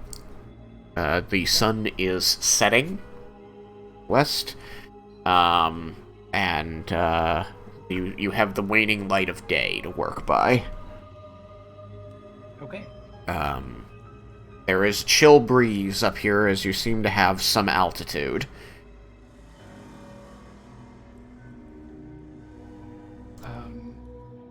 I will cut the rope so that I am no longer attached to Yukikaze, so that I can walk and talk and work. Was it really just you two connected to each other? Everyone else seems hesitant. Okay. And I think that this proves why it was a good idea. I think so. I mean, Raiken and Leah weren't tied together. Raiken was pretty much holding on to her. So, it was tied to Yukikaze.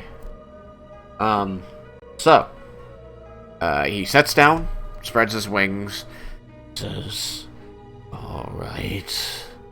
If we're not going to the city, I take it I am to wait more."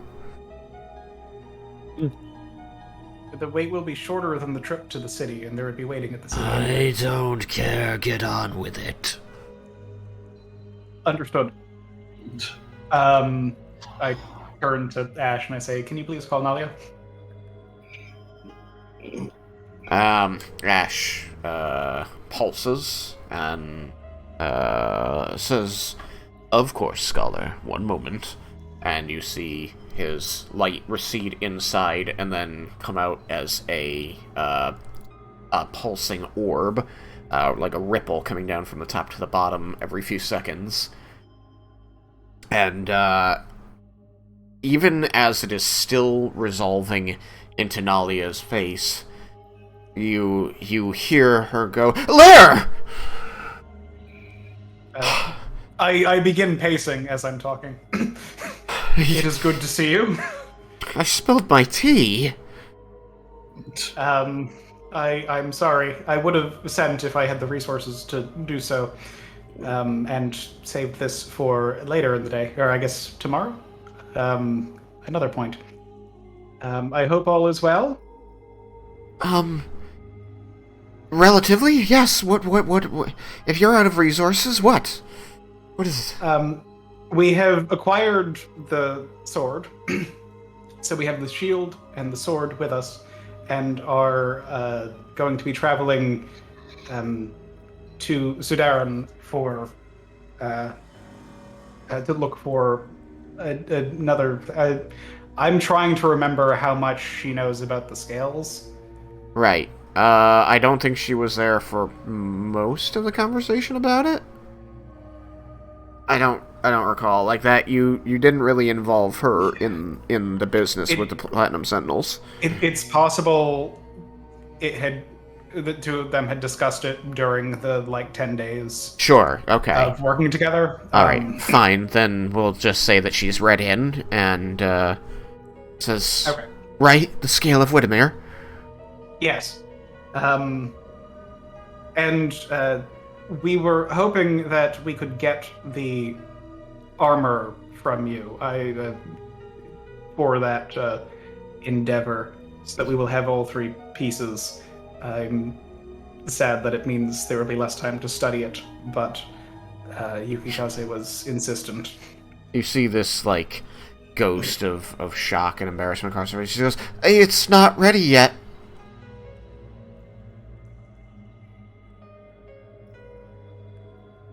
How do you mean? Well, I haven't finished researching it, of course, and, well, you know how studies like these tend to go, there's a great deal of, detail that a person needs to extract from the subject. So Laramendus hasn't been trying to be away from everyone for this conversation. How closely is anyone else actually paying attention to what's going on? Enough for me to ask, did you take it apart?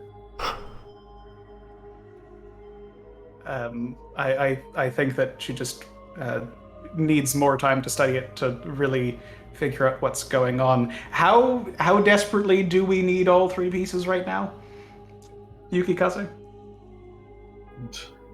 Sir Shapisu suggested as soon as possible. Raiken's just gonna off to the side be like, glad it wasn't my armor. Yeah, he's burying her face in her hands. Lender's making sure Squeakers is good. I could have it ready, perhaps. And you see that she's focused on something else, and you kind of see her face moving a bit. You imagine she might be casting something off screen. Because in the hour. Out of character, she had said an hour or 3 hours. Within the hour. Within the hour. Okay. I think that should still be. You hear a pop, and she says, "And a half."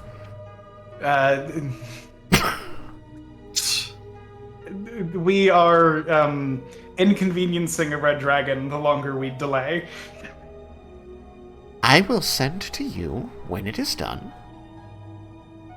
And I will cast a teleportation circle so that things might be moved. I wish that we could have just gone to see you and then traveled from there, but the time is not on our side, unfortunately. It never is. Alright, so since we're not gonna get it, we can all hear the conversation, right? It's the thingy. Yeah, and Laramendus was not trying to be far. You have heard this entire conversation. I will have it to you before you need it. Alright, well, let's pack up and go then, guys. What? A little more warning next time would be appreciated. If I had more warning, I would have given it to you. She seems to consider this.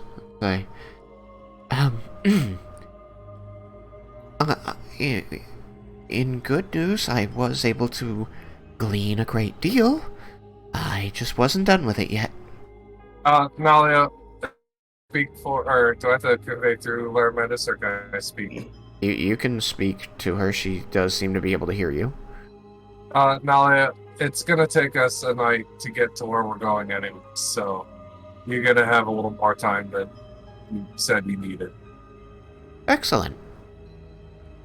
But can you have it ready in however long? Like 12 hours? Yeah. Well, whatever the dragon said. I'll put on some coffee. Alright. That's all I want to say. I'll talk to you in the morning, dear. Yes. I should. Will I have? You will not. Yeah. Is Ash 24 hours or is Ash dawn? Checking.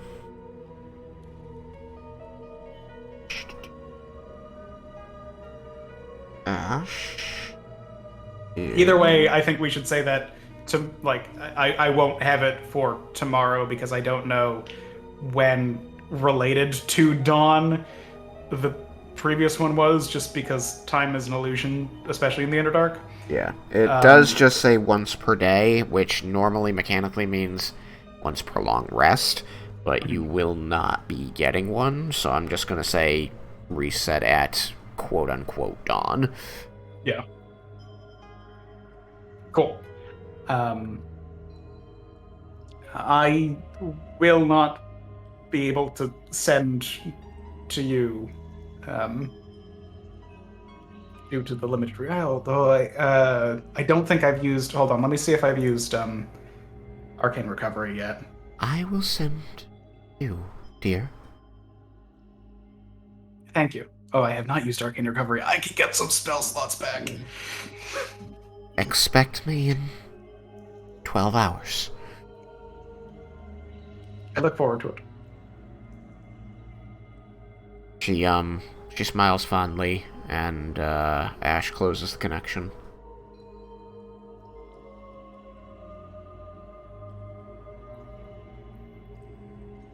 Well, not quite as planned, Scholar, but that should work. I think so, and good point, Yukikaze, about being able to get it when we get there. Hopefully things are safe enough that we can cast a teleportation circle on the other end. I don't think we can cast teleportation circle on the back of. No, but when, as opposed to getting it before we travel to Sudaran, getting it when we are there. Yeah, if it immediately kicks off when we get there, then I won't have time, but hopefully we will. We shall see. I begin pulling out more rope. Alright. You signal, and Doral lets Ronaril know that you will be heading for Sudaran and the Scale of Whitamyr. You tie yourself to Yukikaze. Is anybody else... I will sign up for the rope this time. Did the walking and talking screw with the connection at all? At the speed that I was walking? As I was pacing around? You were pacing around. I actually imagined, Ash as being stationary while you paced about him. Did you mean to pace far enough that he would need to follow?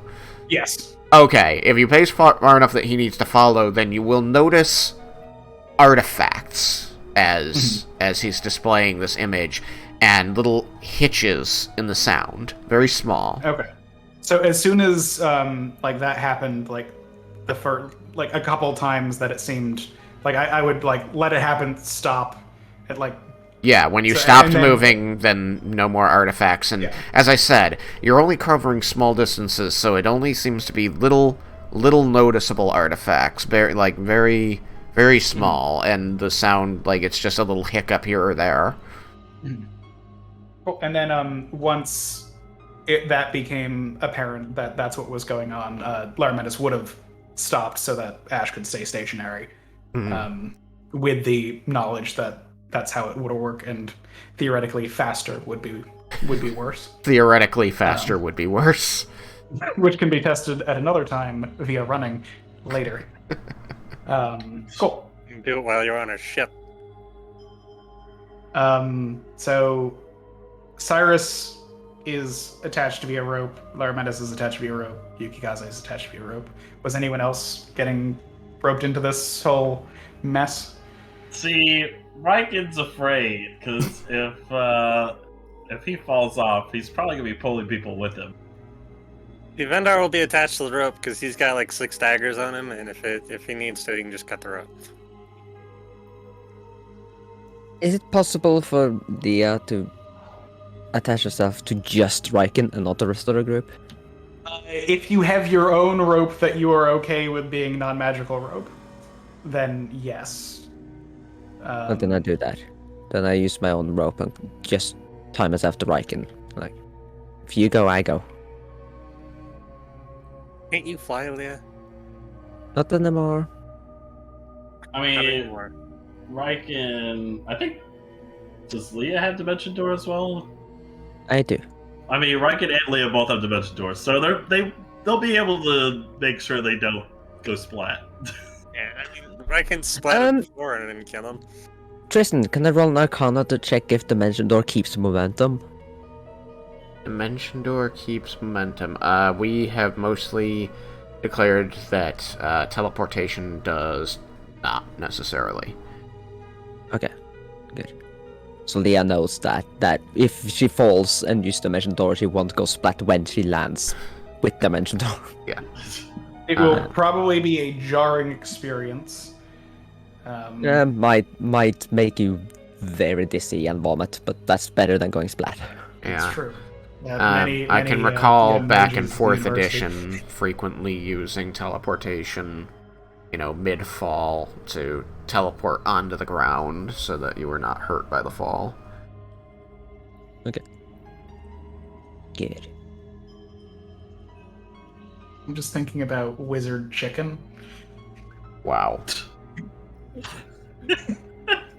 See who can fall the farthest before Dimension Door. Or Misty stepping away. Yeah. Oh yeah, Raiken does have Misty Step too. And Anywho. Leah can only use Hey, this Leah. as a reaction. Yeah, I can only use it as a reaction, so I have to take damage first. That one. Defend yourself. And instead of the reaction to falling. Yeah, no, it's a reaction to taking damage. Just stab So, yourself. no. You go splat, and then he just Misty Steps somewhere else after going splat. Yeah, that wouldn't work. As you're falling, quick, Raiken, punch me in the face right now.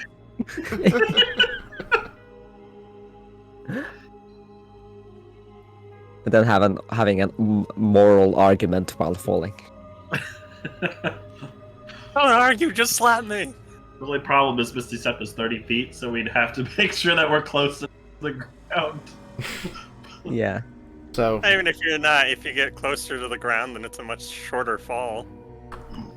Doral begins explaining to Runneril the approximate location of the Scale of Whitamyr so that he can fly you there. Everybody mounts back up, people who are tied, people who aren't, and... Who would be, I was going to say. You're gonna say what? That Jebel would be tied. Would be tied. Okay. We all saw how effective it was. And Ronarel is going to flap his wings and launch himself with all of you back up into the air, and then flap them to launch himself in the direction of Sudaran.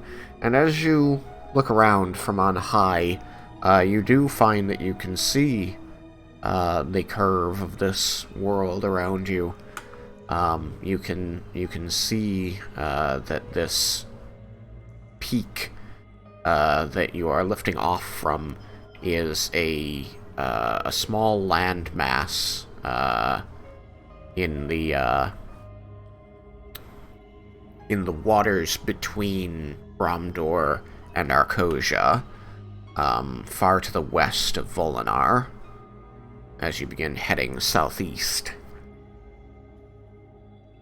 You do catch the edge of Arcosia as the land and its cities begins to pass by beneath you, and you watch the coastline of Bromdor as it flows into the forests of Sylvanas, passing away from you.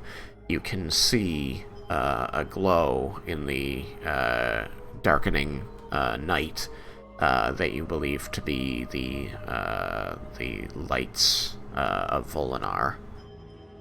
Street lamps and candle lights and windows, as the city is near enough to see.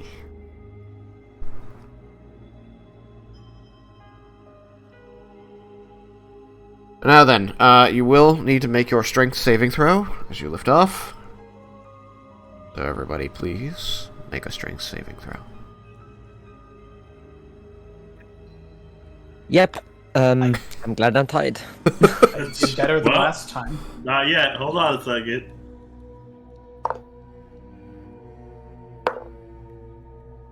Well, hopefully that's doable.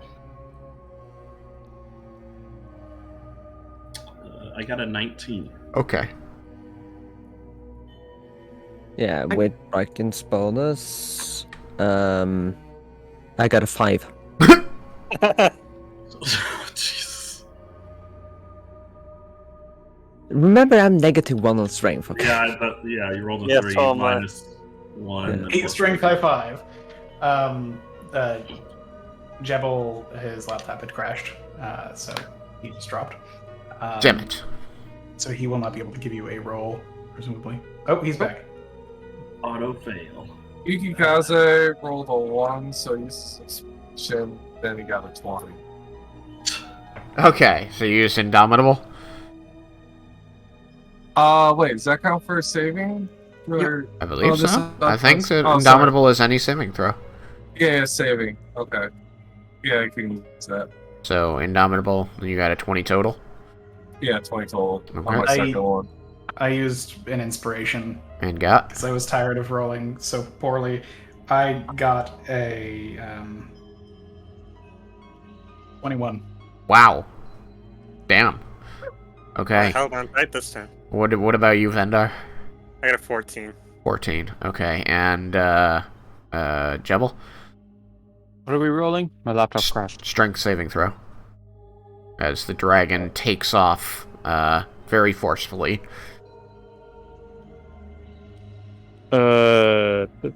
7. Oof. So Jebel's tied, Leah's tied. Vendar, did you get tied up? Yes. Okay. Raiken, Can Yukikaze make another one because of two people who kind of go flying? I'll give him ideas. Raiken, I want you to make a dexterity saving throw, Raiken. Oh no! Why? That's one of my shitty ones. Just remember, you're doing this for your daughter. Oh hell! Oh man, I'm probably gonna have to Use a do point of inspiration. An inspiration, because that was miserable. I mean, it was an 11, but Should probably use a point of inspiration. yeah, I am. All right, hopefully this other die doesn't fail me. Oh, it did worse. Oh, I'm gonna have to use a mulligan now. You'll live. Just let it happen. No, I'm saving her. I have to actually go on my phone and put in the mulligan. At least they're tied separately. If they fall off, they're not bringing the rest of us with them.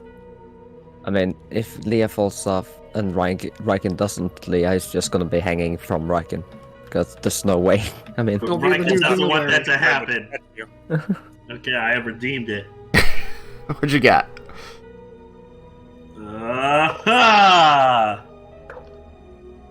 God damn it! It was 11 again. Does not want you to succeed. Guess you're out of tries. Yeah. I believe in only using one mulligan. So Leah, I would like you to make a dexterity saving throw as well.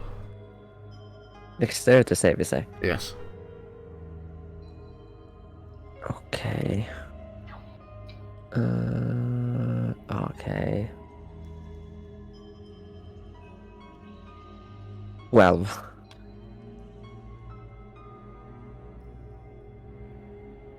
Like father, like daughter. With Raiken's bonus? With Raiken's bonus? oh no, plus Raiken's bonus is 14. 14. Okay. Wait, isn't it 15? Isn't his bonus a +3? It is. Yes, that will be 15. 15. Yes. Okay, even better. So, Raiken.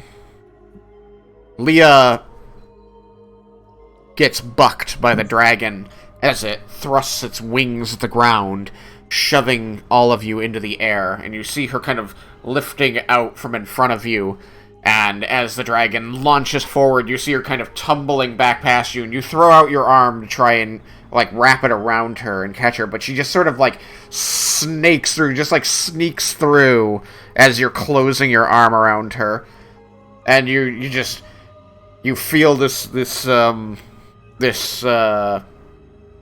wave of panic as you see your daughter slipping away from you into midair, and as she slips by, you see she throws her arms out and wraps them around your wrist and your forearm, and just manages to, like, catch herself holding on, like, as you flex your arm. She's hanging off like a banner.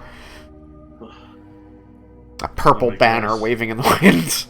Such a terrible dragon, Papa. Can I try to use strike to pull her back in? Oh, yeah. I just wanted to see if she was gonna go straight out to the end of her rope, but between the two of you, she did manage to at least catch your arm and not go flying away.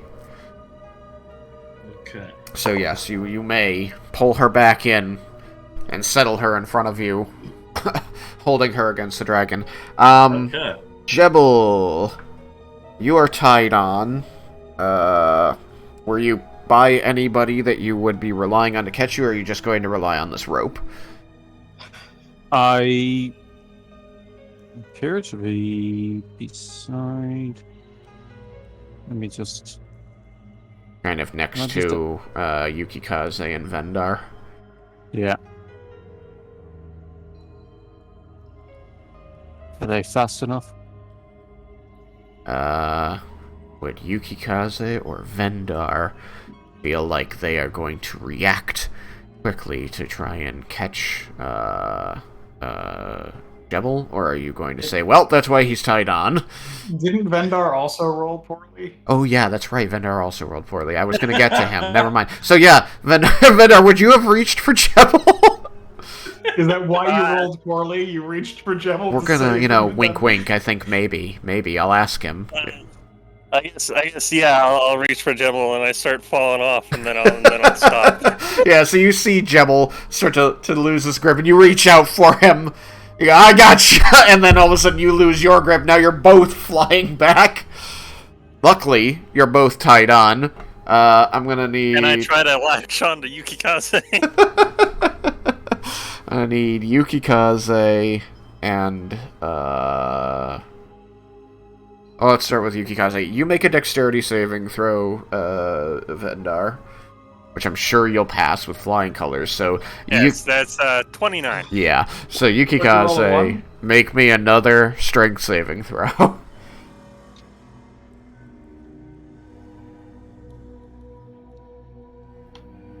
$31. Wow. Okay. Yeah, you knuckle right into those scales as these two lift up, and one grabs the other, and they both fly back, and all of a sudden you feel this yoink, like at your collar as Vendar manages to get his fingers under the back of your breastplate, and is just holding on for dear life. I couldn't have tried to grab Jebel. Armandus is going to look down at the rope and say, I wish to find the gnome that made this, and shake their hand. Well, if we're planning on going to hell, maybe you'll find him. You can, utilizing the rope and tugging as a team, you can pull your friends who lifted off back in, which is far better than having to fly down and retrieve their remains. Indeed. Yeah, then we'd have to go through the process of bringing us back to life. Oof, just a pain, I mean, if Jebel died, we wouldn't be able to, because it might take us more than a minute to land and find them. Alright, you're going to be flying through the night. You will be asked the next session to make your endurance checks for staying awake and clinging on. They are going to get tougher. But hopefully, when we start next time, we'll be able to be in Sudaran for the first time in this whole campaign. Yeah, new place. Yeah, new place. Okay. That was great. Good session. I want everybody to take, let's call it, end of a chapter. Shit. Roll that in, combine it.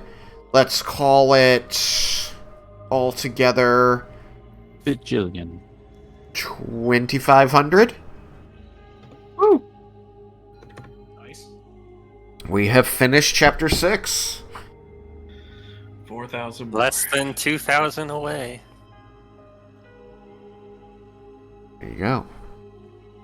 So, 2,500 experience for everybody. Good job, everybody. I thought this was an incredibly interesting session. Not only because you were interacting with an evil dragon, who I kind of love at this point, but also because I had no idea if you guys were going to go straight to the scale or go after Roen, and I had both plots written out.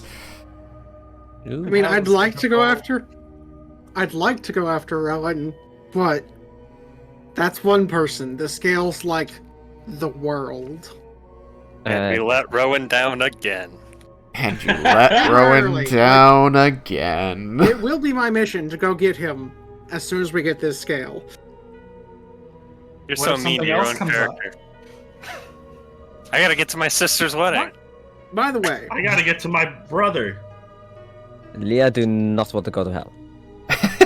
yeah, well, we're gonna need to deal with that at some point. He was like, screw Roen, I'm not going to hell for Roen.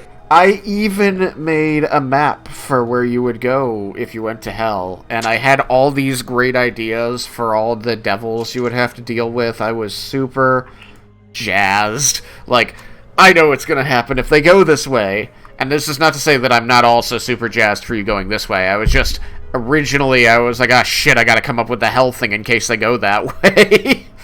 Because, of course, I had this one already planned out.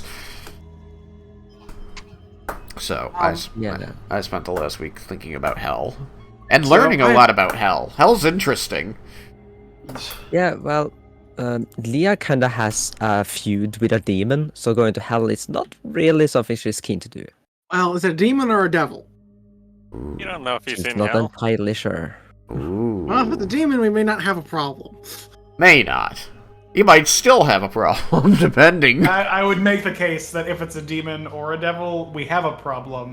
Well, not might as not much be of a as problem with immediate. that particular location. You make the case that that problem is still around either way. I do have one game-related question. Is it at all possible to ritually cast while riding the back of a dragon? I don't know, man. That's gonna be at least a concentration check, if not a concentration check at disadvantage. Well, if Laramint is willing, I'd love to be able to put to use Commune, so that A, we can find out if that pit even does lead specifically to hell, as I'm not really certain. Aren't there multiple hells?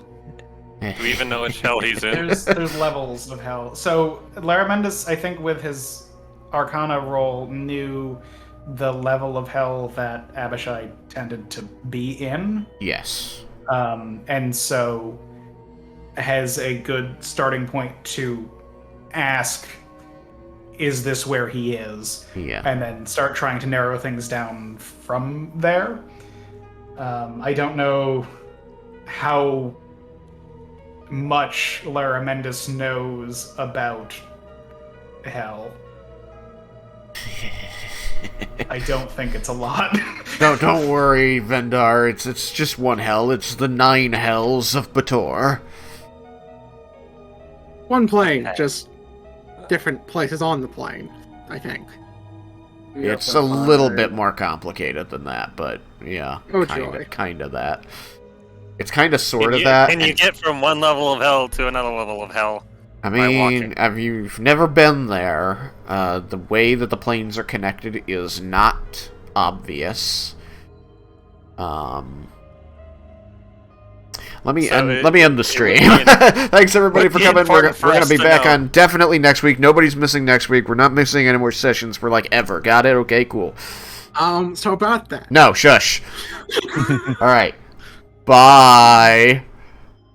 Bye.